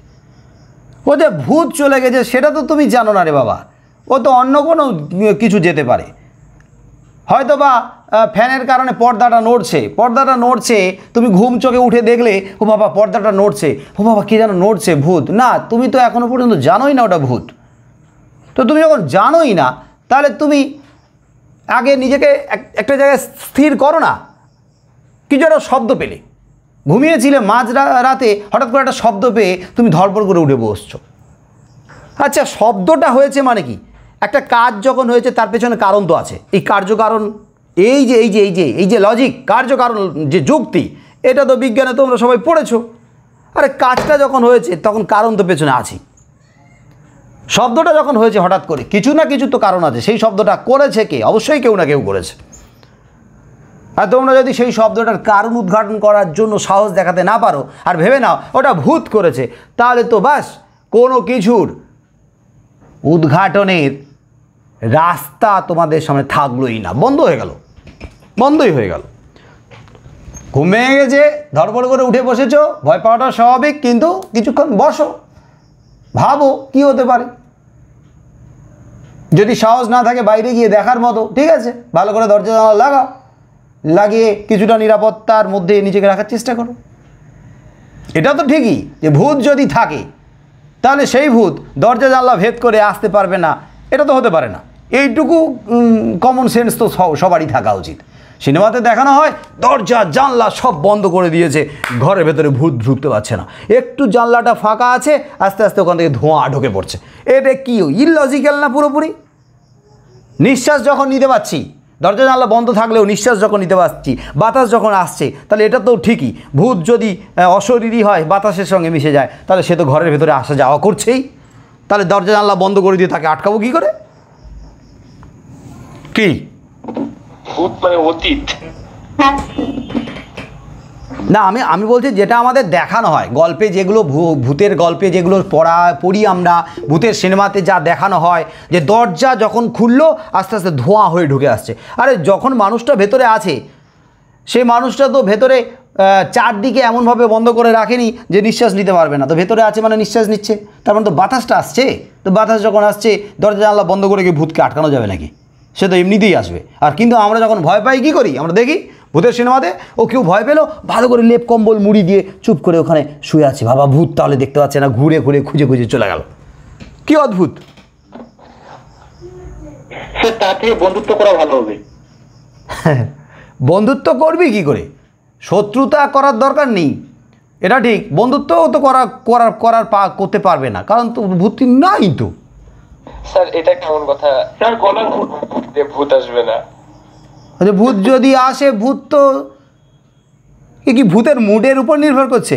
আচ্ছা, আমি ওকে এবার অ্যাটাক করব, আমার সঙ্গে ওর শত্রুতা আছে, আমি এবার ওখানে যাব, ওকে দৌড় করাবো, ও ছুটবে, ওকে ধরার চেষ্টা করব। আরে ভূতের ক্ষমতা তো, যদি ভূত থাকে তার ক্ষমতা তো আমাদের থেকে কয়েক গুণ বেশি। সে তো যা খুশি তাই করতে পারে, সে তো আমাদের পেছনে দৌড়াবে, আমরা দৌড়াতে থাকবো, তারপরে অনেক কষ্টে এসে ধরবে। এটা কেমন যেন ব্যাপার না? ভূত তো মুহূর্তের মতো সব শেষ করে দিতে পারবে। আমরা আবার ক্লাসিফিকেশন করে রেখেছি আমার শ্রেণী বিভাগ, এ হচ্ছে ভালো ভূত, এ হচ্ছে মন্দ ভূত, এ ক্ষতি করে, এ বন্ধুত্ব করে, এ ভালো উপকার করে। হায় রে কালা, কত গল্প আমাদের মধ্যে ঠুসে দেওয়া হয়েছে। হ্যাঁ স্যার। আসলে এগুলো নিয়ে ভাবতে ভালো লাগে, এগুলো নিয়ে শুনতে ভালো লাগে। এই ফ্যান্টাসি দুনিয়াতে আমাদের এই রকম কিছুটা সময় কাটাতেও ভালো লাগে। ওই যে বললাম না, ভূত আছে বলে আমি বিশ্বাস করি না, কিন্তু ভূতের সিনেমা যখন দেখি ভয় পাই, গাটা কেমন যেন কাটা দেয়। ভালো লাগে, ভালো লাগে, কিন্তু ভালো লাগে। কিছু ভূতের সিনেমা দেখে মনে হয় কি কমেডি, হাসি পায়, ভূতগুলো কীভাবে হারছে এরকমভাবে হাসি পায়। আবার কিছু সত্যি পুরো রোম খাড়া হয়ে যাওয়ার মতো, গায়ের কাটা দিচ্ছে, এরকমও দেখা যায়, ভালো লাগে। কারণ ওখান থেকে আমরা আনন্দও পাই, কারণ ভয়টাও কিন্তু আমাদের কাছে আনন্দ। একটু একঘেয়েমি জীবনে ভয়টাও কিন্তু আমাদের জীবনে কি আনে? একটু অন্যরকম চেঞ্জটা আনে, ভয়টাও চেঞ্জ আনে। যাই হোক, ভূত নিয়ে অনেক আলোচনা হলো, আপাতত আমরা লাইনের দিকে যাই। একটা শব্দ, শ্রুতি বিস্ময়কর আওয়াজ, অপরূপ শব্দ, মানে গরুর গাড়ির চাকার আওয়াজ। মনে হবে বোবা জঙ্গল থেকে কে যেন অমানসিক এক কান্না নিংড়ে বের করছে, নিংড়ে। কাঁদতে চাইছে না, চিৎকার করে কাঁদছে না, যেন চাপা কান্না, ফুঁপিয়ে ফুঁপিয়ে কাঁদছে, কেউ যেন বোবা জঙ্গল থেকে নিংড়ে নিংড়ে কান্নাটাকে বের করছে। বোঝা গেছে ব্যাপারটা কীরকম? বোবা জঙ্গল থেকে নিংড়ে নিংড়ে কান্না বের করা মানে আমি ঠিক বোঝাতে পারবো না, নিজেরা ভাবো। আমি অনেকক্ষণ অনেক ব্যাখ্যা দিয়ে গেছি। যেন সাদা কাপড়ে নিজেকে ঢাকিয়ে কে যেন বসে বসে কাঁদছে, নিংড়ে নিংড়ে, কী কষ্ট তার, যন্ত্রণা বলতে পারছি না কারোর কাছে। যাই হোক, তো অমানসিক কান্না নিংড়ে নিংড়ে বার করছে, এটাকে ব্র্যাকেটে রাখো। অমানসিক এক কান্না, এই কথাটাকে ব্র্যাকেটে রাখো। এখানে অমানসিক কান্না মানে আসলে কোনটাকে বোঝানো হলো?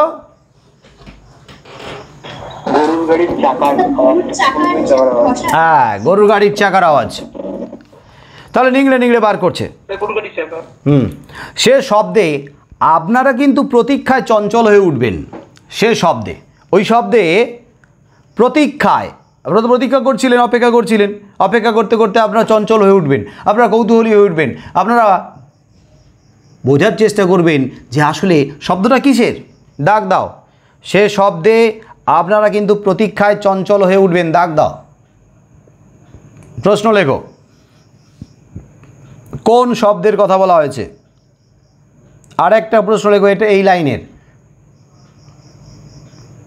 কিসের প্রতীক্ষার কথা বলা হয়েছে? কিসের জন্য প্রতীক্ষা? কিসের জন্য প্রতীক্ষা? একটা হচ্ছে কি শব্দ বা কোন শব্দ, আর একটা হচ্ছে কিসের জন্য প্রতীক্ষা। তাহলে সে শব্দে আপনারা কিন্তু প্রতীক্ষায় চঞ্চল হয়ে উঠবেন, প্রতীক্ষায় চঞ্চল হয়ে উঠবেন। যে শব্দটা আসছে শোনার জন্য নয়, সেটা ভালো করে বোঝার জন্য। আসলে কি প্রতীক্ষাও আপনাদের ব্যর্থ হবে না। হ্যাঁ, আপনারা প্রতীক্ষা করছিলেন কেউ আপনাদের নিতে আসবে, কোনো গাড়ি আসবে, হ্যাঁ, সেই প্রতীক্ষা আপনাদের ব্যর্থ হবে না, অর্থাৎ এসে পৌঁছবে আপনাদের কাছে। আর শব্দটা কি সেটা জানার জন্য প্রতীক্ষা করছিলেন, সেটাও আপনাদের ব্যর্থ হবে না। যখনই আসবে কাছে তখনই আপনারা বুঝতে পারবেন আসলে কিসের শব্দ। আবছা অন্ধকারে প্রথমে একটি ক্ষীণ আলো দুলতে দেখা যাবে। আবছা অন্ধকার, ক্ষীণ আলো দুলতে দেখা যাবে। সামনে গরুর গাড়িটার সামনে একটা আলো, একটা লণ্ঠন ঝোলানো আছে। ওইটা গরুর গাড়ি যখন দুলছে, ওইটা দুলছে এদিক ওদিক, আর দূর থেকে দেখা যাচ্ছিল অস্পষ্ট ক্ষীণ, সেই ক্ষীণ আলো দুলতে দেখা যাবে। তারপর আস্তে আস্তে একটা গরুর গাড়ি জঙ্গলের ভিতর থেকে নালা দিয়ে ধীর মন্থর দোদুল্যমান গতিতে বেরিয়ে আসবে। গরুর গাড়ি কথাটাকে ব্র্যাকেটে রাখো। তাহলে একটা গরুর গাড়ি বেরিয়ে আসছে, গরুর গাড়িটা বেরিয়ে আসছে অতি ধীর মন্থর গতিতে, দোদুল্যমান, এদিক ওদিক গরুর গাড়িটা এদিক এরকম নড়ছে, দুলছে, দোদুল্যমান গতিতে ধীর গতিতে বেরিয়ে আসবে। গরুর গাড়িটা খুব ছোট, আর গরুর গাড়িটাকে যে গরুগুলো টেনে আনছে সেই গরুগুলো ছোটোখাটো। যেমন গাড়িটি তেমনি গরুগুলি। লাইনটা দাগ দাও, দাগ দাও। যেমন গাড়িটি তেমনি গরুগুলি। প্রশ্ন লেখো, কেমন ছিল গরুর গাড়ি এবং গরুগুলো? আসলে গরুর গাড়িটা এত ছোট, গরুগুলো ছোট, তাতে মনে হয়েছে এই গরুর গাড়ি যেন গরুর গাড়ি নয়, এই গরুর গাড়ি যেন কোনো গরুর গাড়ির সংক্ষিপ্ত ক্ষুদ্র সংস্করণ। হ্যাঁ, ক্ষুদ্র সংস্করণ, একটা গরুর গাড়ির ক্ষুদ্র সংস্করণ। মনে হবে পাতালের কোনো বামন দেশ থেকে গরুর গাড়ির এই ক্ষুদ্র সংক্ষিপ্ত সংস্করণটি বেরিয়ে এসেছে। পাতালের বামন দেশ থেকে গরুর গাড়িটা যেন পাতালে ছিল, পাতালের বামন দেশে ছিল। বামন মানে কি? হ্যাঁ, বামন মানে ছোটোখাটো, বামন মানে বেটে। আসলে গরুর গাড়িটা ছিল পাতালের বামন দেশে, কারণ পাতাল মানে মাটির গর্ভে, মাটির গহরে, মাটির গর্ভে তো খোলামেলা প্রশস্ত জায়গা নেই। ছোটোখাটো যদি কিছু খালি জায়গা থেকেও থাকে সেটা খুব অল্প, খুব ছোট। আর সেইটুকু জায়গার মধ্যে গরুর গাড়ি, গরুগুলো থাকতে থাকতে যেন আরও নাটা হয়ে গেছে, আরও চেপে গেছে, আরও ছোট হয়ে গেছে। পাতালের বামন দেশে থাকতে থাকতে গরুর গাড়ি আর গরুগুলো বামন হয়ে গেছে। পাতালের বামন দেশ থেকে যেন গরুর গাড়ি উঠে এসেছে। মনে হচ্ছে যেন ওই যে জঙ্গলের ভেতর দিয়ে বেরিয়ে এসছে, কাদা জলের নালা ফুঁড়ে বেরিয়ে এসেছে। মনে হয়েছে ওই জঙ্গলের ভেতরে পাতালের নিচের থেকে আস্তে আস্তে গরুর গাড়ির এই ক্ষুদ্র সংক্ষিপ্ত সংস্করণ বেরিয়ে এসেছে। ব্র্যাকেটে রাখবে, এই ক্ষুদ্র সংক্ষিপ্ত সংস্করণ, এই কথাটাকে ব্র্যাকেটে রাখো। ক্ষুদ্র সংক্ষিপ্ত সংস্করণ কাকে বলা হয়েছে না? গরুর গাড়িটাকে। তাহলে গরুর গাড়িটাকে কেন গরুর গাড়ির ক্ষুদ্র সংক্ষিপ্ত ক্ষুদ্র সংস্করণ বলা হয়েছে? ব্যাপারটা বোঝা গেল? আকৃতির কারণে ছোট। বৃথা বাক্য ব্যয় না করে, অনেক দেরি হয়ে গেছে, আর শুধু শুধু কথা না বাড়িয়ে, সময় নষ্ট না করে সেই গরুর গাড়ির ছইয়ের ভিতর 3 জনে কোনো রকমে প্রবেশ করবেন, কোনো রকমে ঠেলাঠেলি করে, কারণ 3 জনের জায়গা হবে না, জায়গাটা এত ছোট। গরুর গাড়ির ওপরের যে ছই ছাউনি তার ভেতরে বসার জন্য জায়গাটা বড় ছোট 3 জনের পক্ষে, তো সেইটুকু জায়গার মধ্যে 3 জনে বসবে। 3 জনে শুধু বসলে হবে না, সঙ্গে হাত পা মাথা রাখবে কোথায়, সঙ্গে নিয়ে আসা জিনিসপত্র সেগুলোও রাখতে হবে। জায়গাটা অনেক কম, স্থান সংকুলানের কারণে 3 জনের বসতে জিনিসপত্র রাখতে অসুবিধা হচ্ছে। তাহলে বৃথা বাক্য ব্যয় না করে সেই গরুর গাড়ির ছইয়ের ভিতর 3 জনে কোনো রকমে প্রবেশ করবেন, যেতে হবে তাড়াতাড়ি। এও 3 জোড়া হাত, 3 জোড়া পা এবং 3টি মাথা, এগুলো নিয়ে স্বল্পতম স্থানে, গরুর গাড়ি ছইয়ের নিচে স্বল্পতম স্থানে অল্প জায়গার মধ্যে সর্বাধিক বস্তু নিজেদেরকে, সেই সাথে সাথে হাত পা মাথা আর সঙ্গে নিয়ে আসা জিনিস, এত জিনিস সেই জায়গার মধ্যে কিভাবে রাখবে, কিভাবে সংস্থাপিত করবে, সংস্থান করা যায়, সেই সংস্থাপিত মানে স্থাপন করা যায়, ওই সমস্যার মীমাংসা করবেন। দাগ দাও, সে সমস্যার মীমাংসা করবেন, দাগ দাও।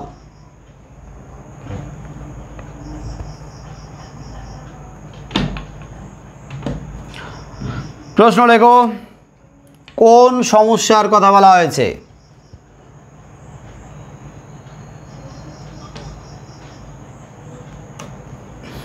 তাহলে কোন সমস্যা না? গরু গাড়ি ছইয়ের মধ্যে অল্প জায়গায় 3 জনে এবং সঙ্গে জিনিসপত্র কিভাবে সংস্থাপিত করবে, কিভাবে রাখবে, ওই সমস্যার মীমাংসা করার চেষ্টা করছে।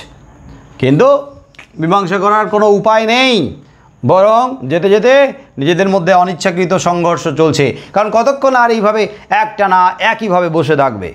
হাত পা মাথা তো নাড়াতেই হবে। গরুর গাড়িটি তারপর যে পথে এসেছিল, ওই জল কাদার নালার ভেতর দিয়ে, জঙ্গলের ভেতর দিয়ে জল কাদার নালা দিয়ে এসেছিল, ওই পথেই, সেই পথে অথবা নালায় ফিরে চলতে শুরু করবে, আবার ফিরে যাবে গন্তব্যে ওই পথ দিয়ে। বিস্মিত হয়ে দেখবেন, অবাক হয়ে দেখবেন, দাগ দাও, দাগ দাও, বিস্মিত হয়ে দেখবেন। প্রশ্ন, বিস্মিত হয়ে কি দেখা যাবে না? বিস্মিত হয়ে কথক দেখতে পাবে, মানে আমরা দেখতে পাবো পাঠক কথকের সঙ্গে ঘন অন্ধকার অরণ্য যেন সংকীর্ণ একটু সুড়ঙ্গের মতো পথ সামনে একটু একটু করে উন্মোচিত করে দিচ্ছে। সামনে জঙ্গল গাছপালা পথটাকে যেন ঢেকে দিয়েছে। দেখে কি মনে হবে? পথ নেই। কিন্তু গরুর গাড়ি যখন আস্তে আস্তে এগিয়ে যাবে, আপনারা কিন্তু দেখতে থাকবেন যে যত এগিয়ে যাচ্ছে সামনে রাস্তাটা আপনা আপনি খুলে যাচ্ছে, রাস্তা যেন উন্মোচিত হয়ে যাচ্ছে। তাহলে সামনের অন্ধকার অরণ্য যেন সংকীর্ণ সেই সুড়ঙ্গের মতো কি করছে? অল্প অল্প করে রাস্তা খুলে দিচ্ছে, আপনা আপনি রাস্তা তৈরি হয়ে যাচ্ছে, আর গরুর গাড়িটা অবিচলিতভাবে চলে যাচ্ছে। প্রতি মুহূর্তে মনে হবে কালো অন্ধকারের দেওয়াল বুঝি অভেদ্য। মনে হবে সামনে যে অন্ধকারে সব কিছু ঢেকে রয়েছে, ওই অন্ধকারের দেওয়াল যেন সব কিছুকে অভেদ্য করে রেখেছে, মানে ভেদ করা যায় না, সব কিছুকে আড়াল করে রেখেছে। কিন্তু মনে হবে অন্ধকার যেন সব কিছুকে ঢেকে রেখেছে, মানে অন্ধকারের দেওয়াল সামনে পথ আগলে রেখেছে, রোধ করে রেখেছে। তবুও গরুর গাড়িটি অবিচলিতভাবে, আপনারা বিচলিত হবেন কিন্তু গরুর গাড়ি বিচলিত হবে না, অবিচলিতভাবে ধীর মন্থর গতিতে এগিয়ে যাবে। পায়ে পায়ে পথ যেন ছড়িয়ে ছড়িয়ে, মানে পথটাকে ছড়িয়ে দিয়ে, মানে খুলে দিয়ে সরিয়ে দিয়ে এগিয়ে যাবে। কারণ গরুর গাড়ি জানে, মানে গরুগুলো জানে যে গরুর গাড়ির গাড়োয়ান সে জানে যে সামনে রাস্তা আছে। আর আপনারা প্রথমে এসছেন, আপনারা ভাববেন কি অন্ধকারের দেওয়াল রাস্তাটাকে বন্ধ করে দিয়েছে, কিন্তু না, যত এগিয়ে যাবে গরুর গাড়ি তত রাস্তাটা আপনা আপনি খুলে যাবে, অন্ধকারের দেওয়াল সরে যাবে। বোঝা গেল ব্যাপারটা? হ্যাঁ স্যার। হ্যাঁ স্যার। কিছুক্ষণ হ্যাঁ স্যার। ওকে, কিছুক্ষণ হাত পা মাথার যথোচিত সংস্থান, মানে যেখানে যেখানে স্থিরভাবে ছিল। হাতটাকে কোথায় রাখবেন বুঝতে পারছিলেন না, হয়তো হাতটাকে আপনি এইভাবে রেখেছেন। বন্ধুর গায়ে হাত লাগলে সে হয়তো হাতটাকে ঠেলে দিচ্ছে, তা আপনি হাতটাকে এইভাবে রেখেছেন। এইভাবে একটানা হাত রেখে বসে থাকা যাবে অনেকক্ষণ? হাত তো ব্যথা করবে, কনকন করবে না? না স্যার। মনে হবে হাতটাকে একটু সোজা করি বাবা। একটানা এইভাবে স্ট্রেট বসে থাকা যাবে নাকি? না, মনে হবে একটু পিঠটাকে বাঁকাই। যখনই পিঠ বাঁকালো পেছনে আরেক বন্ধুর গায়ে লাগলো, মনে হবে না ও মাথাটাকে ঘোরাই, ব্যাস মাথাটাকে ঘোরাতে গেলেই একটু নড়াচড়া হলো আর বন্ধুদের গায়ে লাগলো। তাহলে হাত পা মাথা এগুলোর যথা স্থানে থাকবে না, যথোচিত স্থান যেখানে যেখানে ছিল সেই স্থান বিপর্যস্ত হবে। আর বিপর্যস্ত হওয়ার সম্ভাবনায় বেশ একটু অস্বস্তি বোধ করবেন, কারণ আপনি বুঝতে পারছেন হাত পা মাথা নাড়লেই আপনার বন্ধুদের গায়ে লাগবে, আপনি নিজেও একটু অস্বস্তি বোধ করবেন। দাগ দাও, একটু অস্বস্তি বোধ করবেন, এই লাইনটা দাগ দাও। প্রশ্ন লেখো, কি কারণে অস্বস্তি বোধ করবে? কি কারণ? কারণটা কি? তো কারণটা তো হাত পা মাথা একটু যথাস্থান থেকে সরবে, যথোচিত সংস্থান বিপর্যস্ত হওয়ার কারণে আপনি অস্বস্তি বোধ করবেন। আর সেই কারণেই মাঝে মাঝে হাত পা মাথা নড়লে বন্ধুদের সঙ্গে ক্ষণে ক্ষণে সংঘর্ষ বাঁধবে, যে সংঘর্ষটা ইচ্ছাকৃত নয়, অজান্তে অনিচ্ছাকৃত সংঘর্ষ বাঁধছে। লাইনটা দাগ দাও, বন্ধুদের সঙ্গে ক্ষণে ক্ষণে অনিচ্ছাকৃত সংঘর্ষ বাঁধবে। প্রশ্ন লেখো, কী কারণে সংঘর্ষ বাঁধবে? বন্ধুদের সঙ্গে কী কারণে সংঘর্ষ বাঁধবে? অনিচ্ছাকৃত সংঘর্ষ অনেক সময় পড়তে বসে, স্কুলে বলো বাড়িতে বলো, কয়েকজন বেঞ্চে বসে থেকে যখন এমনি পড়া শুনছো, একটানা একভাবে বসে রয়েছো, খুব বেশি ধাক্কাধাক্কি হয় না। কিন্তু যখন লেখার সময় হয় তখন দেখা যাবে একটা বেঞ্চে যদি 5 জন বসো, লিখতে গিয়ে সমস্যা হয়। তখন দেখা যাবে লিখতে গিয়ে একজনের গায়ে আর একজনের হাত লাগছে, লিখতে পারছো না, হাত সরাতে পারছো না। তখন কিন্তু মাঝে মাঝে কী হবে? মাঝে মাঝে কিন্তু না বলে সংঘর্ষ বাঁধে, এই সরা হাতটা, ঠেলাঠেলি হয় না? হ্যাঁ, তো এটা কি ইচ্ছাকৃত সংঘর্ষ? বন্ধু ঠেলে দিল, বন্ধুর হাতটা তোমরা ঠেলে দিলে, এটা অনিচ্ছাকৃত সংঘর্ষ। আর এই অনিচ্ছাকৃত সংঘর্ষ বাঁধবে। তারপর ধীরে ধীরে বুঝতে পারবেন, ধীরে ধীরে বুঝতে পারবেন চারিধারের গাঢ় অন্ধকারে চেতনার শেষ অন্তরীপটিও নিমজ্জিত হয়ে গিয়েছে। ধীরে ধীরে বুঝতে পারবেন আপনি আস্তে আস্তে চেতনার জায়গা থেকে অবচেতনে চলে যাচ্ছেন। আপনি আস্তে আস্তে বাস্তব থেকে কোথায় যেন অবাস্তবে হারিয়ে যাচ্ছেন। আপনি আস্তে আস্তে শহরের ভিড়ভাট্টা থেকে, হইচই থেকে, কলকোলাহল থেকে, শহরের ব্যস্ততা থেকে, শহরের একঘেয়েমি যান্ত্রিকতা থেকে আস্তে আস্তে আস্তে আস্তে একটা ঘুমের দেশে চলে আসছেন, একটা স্বপ্নের দেশে চলে আসছেন, একটা অন্ধকার রাজ্যে চলে আসছেন, যেখানে না আছে লোকজন, না আছে ব্যস্ততা, না আছে কোনো মানসিক চাপ। সব টেনশন থেকে মুক্ত হয়ে একটা মায়াবী জগৎ, একটা স্বপ্নের জগৎ, একটা রহস্যময়তার জগৎ। সেখানে ঘড়ির কাঁটা শহরের মতো এত দ্রুত ঘোরে না, সেখানে ঘড়ির কাঁটা থমকে গেছে। তাহলে এই যে জগৎটা, এই জগৎটা এখন আপনার ধীরে ধীরে মনে হবে একেবারে অবচেতনের জগৎ, অবচেতনার জগৎ। আচ্ছা, অবচেতনার জগৎটাকে কেউ কি ধরেছো কখনো? হয়তো আমি এরকম একটা উদাহরণ দিতে পারি, ব্যাখ্যাটা এইভাবে করলে হয়তো কেউ কেউ কানেক্ট করতে পারবে। অনেক সময় আমরা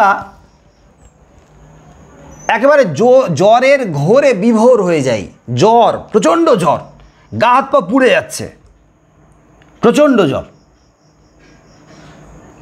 এবং সেই প্রচণ্ড জ্বরে এতটাই দুর্বল হয়ে পড়ি, এতটাই কাহিল হয়ে পড়ি, মনে হয় যেন একেবারে সেন্সলেস হয়ে যাওয়ার মতো অবস্থা।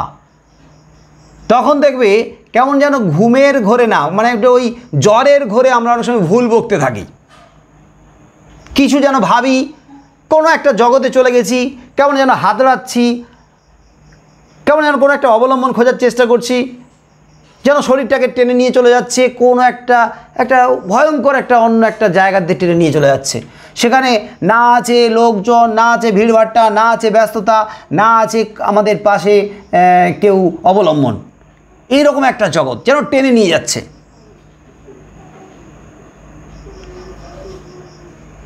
স্বপ্নের ঘরে মনে হয়, আবার স্বপ্নের ঘরেও মনে, রাইট, স্বপ্নের ঘরেও মনে হয় হিপনিক জার্ক এফেক্ট হয়।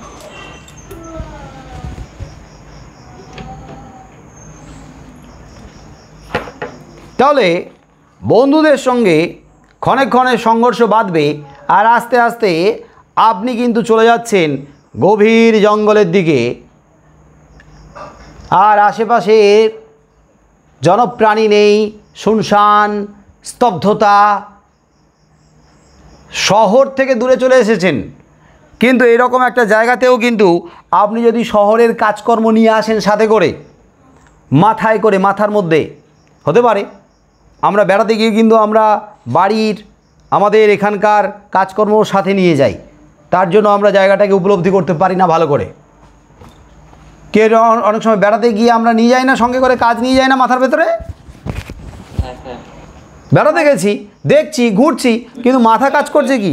মাথা কাজ করছে না, ও আমার অফিসের কাজটা পড়ে রয়েছে, আমার পড়াটা পড়ে রয়েছে, আমাকে গিয়ে হোমওয়ার্কটা করতে হবে, আমাকে গিয়ে এই স্যারের পড়াটা করতে হবে, এই স্যারের পড়া মিস হয়ে যাচ্ছে, ওই স্যারের পড়া বাকি রয়েছে, হোমওয়ার্ক বাকি রয়েছে, কে কি বলবে না বলবে তার জবাব দিতে হবে, কি পিছিয়ে পড়ছি, সবাই এগিয়ে যাচ্ছে। দেখো তুমি কিন্তু সঙ্গে করে নিয়ে এসছো, তুমি কিন্তু সরিয়ে দিয়ে আসোনি, তাই পুরো বেড়ানোটা মাটি হয়ে যায় আমাদের। কতক কিন্তু শহর থেকে অনেক দূরে, শহরটাকে সঙ্গে করে নিয়ে আসেনি, মাথার ভেতরে শহরের কাজকর্ম ভিড়ভাট্টাকে নিয়ে আসেনি, সব ফেলে দিয়ে চলে এসেছে। তাই এখন তার মনে হচ্ছে আস্তে আস্তে চেতনার যে অন্তরীপ যেন ধীরে ধীরে ধীরে ধীরে অন্ধকারের মধ্যে নিমজ্জিত হয়ে যাচ্ছে। অন্তরীপ মানে কি? অন্তরীপ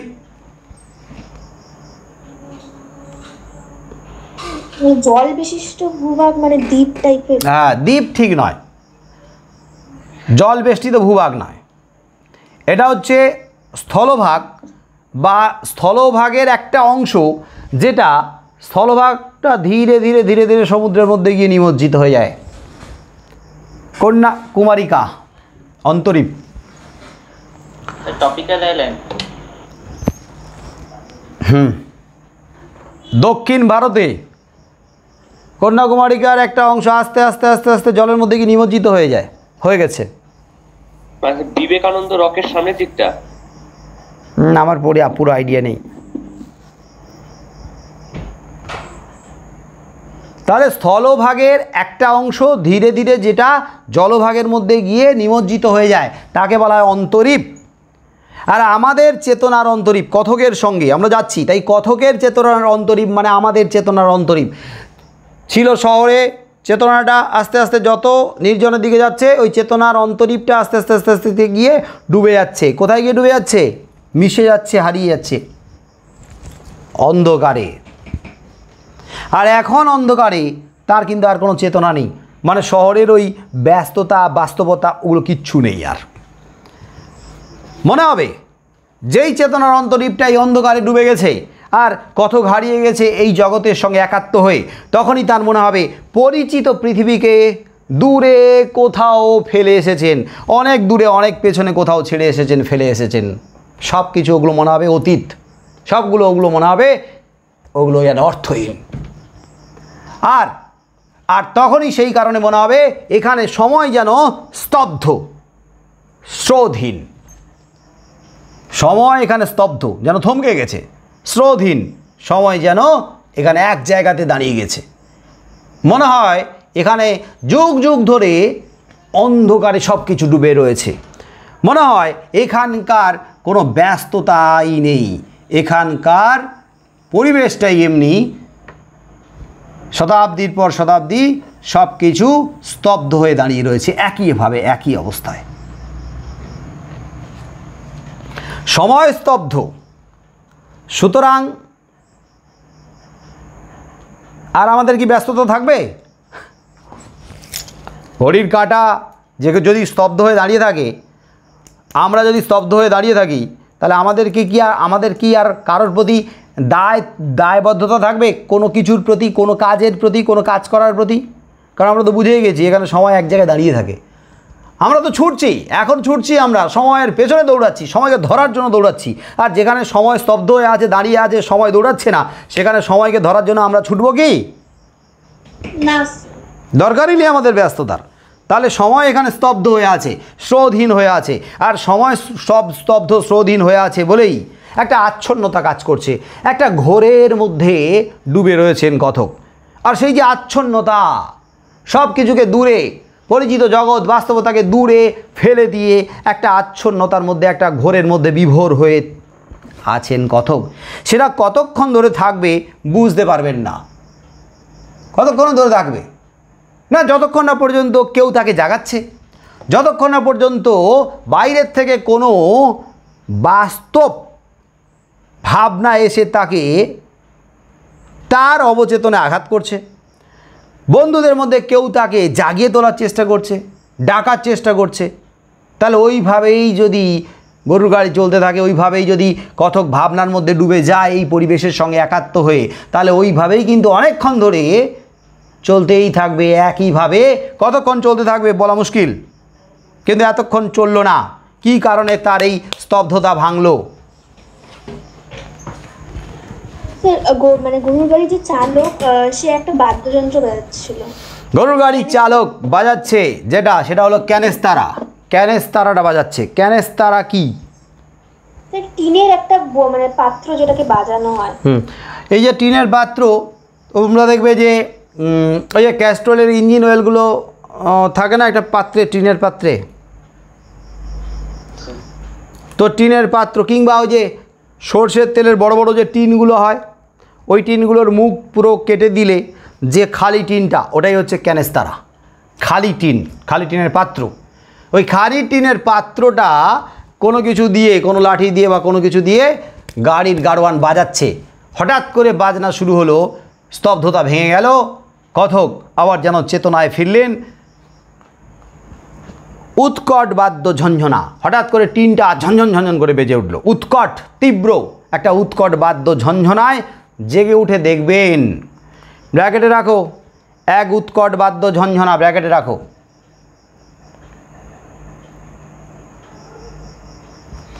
এক উৎকট বাদ্য ঝঞ্ঝনায় জেগে উঠে দেখবেন। এই লাইনটা দাগ দাও, এক থেকে উঠে দেখবেন পর্যন্ত।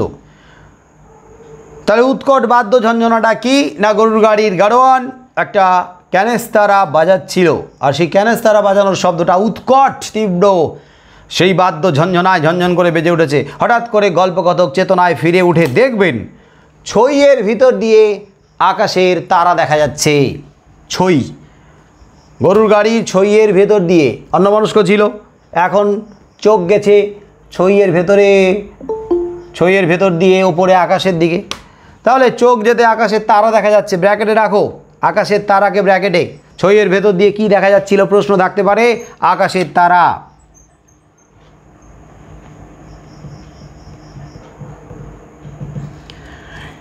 এবং গাড়ির গাড়োয়ান থেকে থেকে সোৎসাহে একটি ক্যানেস্তারা বাজাচ্ছে।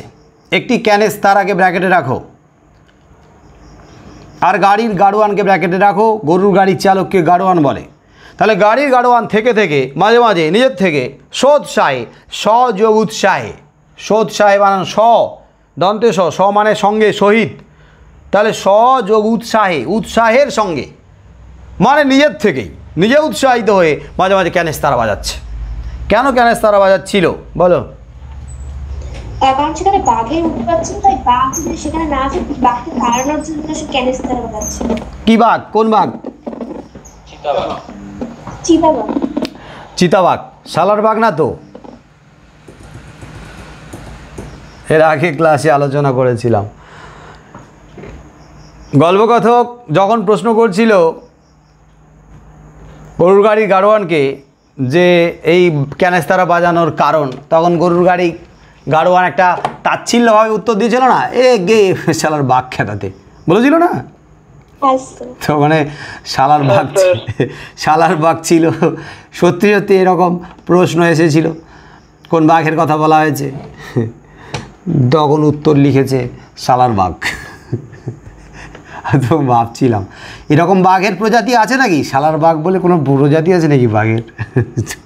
তোমরাও ভুল করে শালার বাঘ লিখবে, শালার বাঘ। ডাক দাও লাইনটা। গাড়ির গাড়োয়ান থেকে থেকে সোৎসাহে একটি ক্যানেস্তারা বাজাচ্ছে। প্রশ্ন লেখো, গাড়ির গাড়োয়ান কেন ক্যানেস্তারা বাজাচ্ছিল? চিতাবাঘ তাড়ানোর জন্য উত্তর হবে চিতাবাঘ। প্রশ্ন লেখো, গাড়ির গাড়োয়ান কেন ক্যানেস্তারা বাজাচ্ছিল? তাহলে গাড়ির গাড়োয়ান থেকে থেকে সোৎসাহে উৎসাহিত হয়ে একটা ক্যানেস্তারা বাজাচ্ছে। কৌতূহলী হয়ে কারণ জিজ্ঞাসা করলে গাড়োয়ান নিতান্ত নির্বিকারভাবে আপনাকে জানাবে। কৌতূহলী হয়ে, আপনি এই আওয়াজ শুনে কৌতূহলী হবেন, কী ব্যাপার হঠাৎ করে আওয়াজ করছেন কেন, টিন বাজাচ্ছেন, ক্যানেস্তার বাজাচ্ছেন কেন? তাহলে কৌতূহলী হয়ে প্রশ্ন জিজ্ঞাসা করবেই কত। কিন্তু গাড়োয়ান ব্যাপারটা অতটা সিরিয়াসলি নেবে না। গাড়ির গাড়োয়ান নিতান্ত নির্বিকারভাবে, নির্বিকার মানে বড্ড উদাসীনভাবে, অতটা গুরুত্ব না দিয়ে ক্যাজুয়ালি বলবে, নিতান্ত নির্বিকারভাবে আপনাকে জানাবে। কি জানাবে? এগে এসে আর বাঘ খেদাতে, বুঝলেন তো, বাঘ খেদানোর জন্য আওয়াজ করছে। হ্যাঁ বাঘ, আবার বাঘ খেদানোর জন্য ক্যানেস্তারা, হ্যাঁ খেদানো, খেদিয়ে দেওয়া, তাড়িয়ে দেওয়া, হটিয়ে দেওয়া, হটিয়ে দেওয়া। লাইনটা দাগ দাও।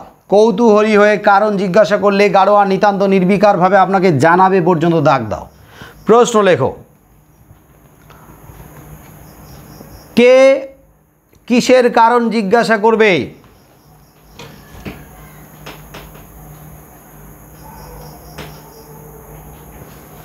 কে কিসের কারণ জিজ্ঞাসা করবে? আর ওর সঙ্গে আর একটা প্রশ্ন লেখো, গাড়ির গাড়োয়ান নিতান্ত নির্বিকারভাবে কি জানাবে, মানে উত্তরটা কি দেবে? স্যার বললাম সেকেন্ড কোশ্চেনটার মানে কি, ওখানে কি ওই ওয়ার্ডটা পুরোটা ইউজ করতে হবে না? পুরো লাইন লিখতে পারো, নিজের ভাষায় লিখতে পারো, নিজের ভাষায় লিখবে যে নিতান্ত নির্বিকারভাবে, নিতান্ত নির্বিকারভাবে বলেছিল যে শালার বাঘ খেদানোর জন্য, শালার লেখার দরকার নেই, বাঘ খেদানোর কথা বলেছিল। প্রশ্নটা বললাম, গাড়ির গাড়োয়ান নির্বিকারভাবে কি জানাবে?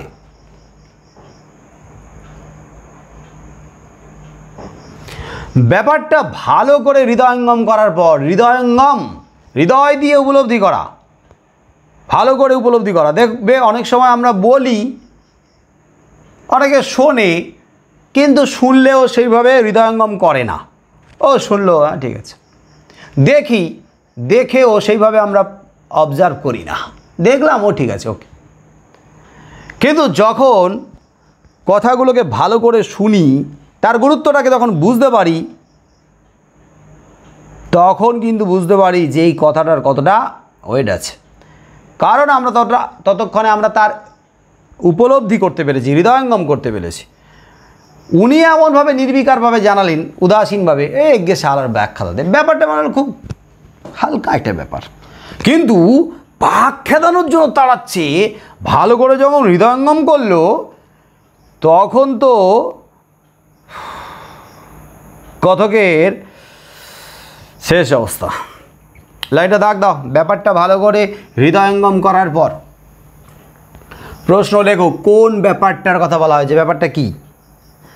তো ব্যাপারটা হলো ক্যানেস্তারা বাজিয়ে চিতাবাঘ তাড়াচ্ছে, এই ব্যাপারটা ভালো করে হৃদয়ঙ্গম করার পরে মাত্র ক্যানেস্তারা নিনাদে ব্যাঘ্র বিতরণ সম্ভব কিনা, হ্যাঁ শুধু ক্যানেস্তারা বাজিয়ে ব্যাঘ্র বিতরণ, বাঘকে তাড়ানো সম্ভব কিনা, আপনি কম্পিত কণ্ঠে, আপনার কাঁপা কাঁপা গলায় এই প্রশ্ন আপনি উত্থাপন করবার আগেই এই প্রশ্ন আপনি উত্থাপন করবেন। গাড়ির গাড়োয়ান বুঝতে পেরেছে, কিন্তু গাড়ির গাড়োয়ান উত্থাপন করার আগে, প্রশ্ন উত্থাপন করার আগেই গাড়ির গাড়োয়ান উত্তর দিয়ে দেবে। বাঘ মানে চিতাবাঘ মাত্র। চাপ নেবেন না, খুব বেশি টেনশন নেই। হ্যাঁ, আশ্বস্ত করার জন্য, আপনাকে আশ্বস্ত করার জন্য জানাবে। ডাক দাও, কম্পিত কণ্ঠে থেকে দাগ দাও। কম্পিত কণ্ঠে এই প্রশ্ন আপনি উত্থাপন করবার আগেই গাড়োয়ান আপনাকে আশ্বস্ত করবার জন্য জানাবে যে, দাগ দাও যে পর্যন্ত। প্রশ্ন লেখো। কোন প্রশ্ন, কোন প্রশ্ন উত্থাপন করার কথা বলা হয়েছে? কোন প্রশ্ন? দুটো কোশ্চেন হবে এখান থেকে। কোন প্রশ্ন? আরেকটা লেখো। গাড়ির গাড়োয়ান আশ্বস্ত করার জন্য কি জানাবে? গাড়ির গাড়োয়ান আপনাকে আশ্বস্ত করার জন্য কি জানাবে? পরীক্ষায় যে কোনো একটা আসবে, কিন্তু দুটো প্রশ্ন এখন লিখে রাখো। গাড়ির গাড়োয়ান আপনাকে আশ্বস্ত করার জন্য কি জানাবে? না, গাড়ির গাড়োয়ান জানাবে আপনাকে আশ্বস্ত করার জন্য, আপনাকে শান্ত করার জন্য যে বাঘ মানে চিতাবাঘ মাত্র। হ্যাঁ, বাঘ মানে চিতাবাঘ মাত্র, অত চাপ নেই। চিতাবাঘ মাত্র, চিতাবাঘকে ব্র্যাকেটে রাখো।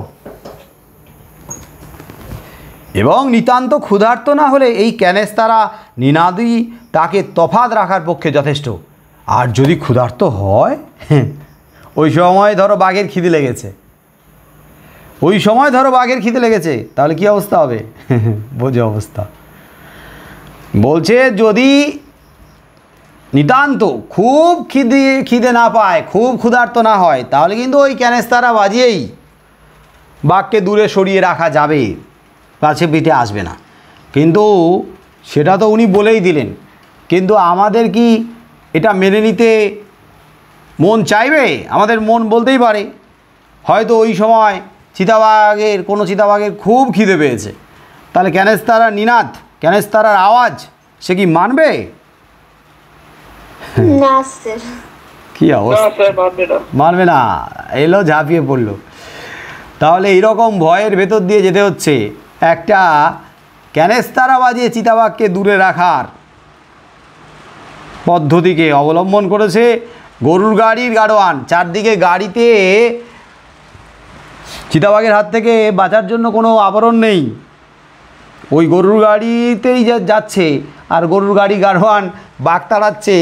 হ্যাঁ, তিনজনকে নিরাপদে নিয়ে যাচ্ছে শুধু ক্যানেস্তারা বাজিয়ে বাজিয়ে। তাহলে ভয় কাকে বলে এই অবস্থায়? তাহলে গাড়োয়ানের এই ক্ষেত্রে কোনো চারিত্রিক বৈশিষ্ট্য কি দেখতে পাই? হ্যাঁ, গাড়ির গাড়োয়ান তো জানেই পরিস্থিতিটা, সাহসও আছে, উপস্থিত বুদ্ধিও আছে। হ্যাঁ, তারপরে পরিস্থিতি সম্পর্কে তার অভিজ্ঞতাও আছে। আবার যাদেরকে নিয়ে যাচ্ছে তাদের প্রতি অবশ্যই দায়িত্ব আছে না, তাদেরকে নিয়ে যাচ্ছে না, সব কিছু তো এখানে বোঝাই যাচ্ছে। মহানগরী থেকে মাত্র 30 মাইল দূরে, মহানগরী থেকে 30 মাইল দূরে তেলেনাপোতা। মহানগরী মানে কোন মহানগরী?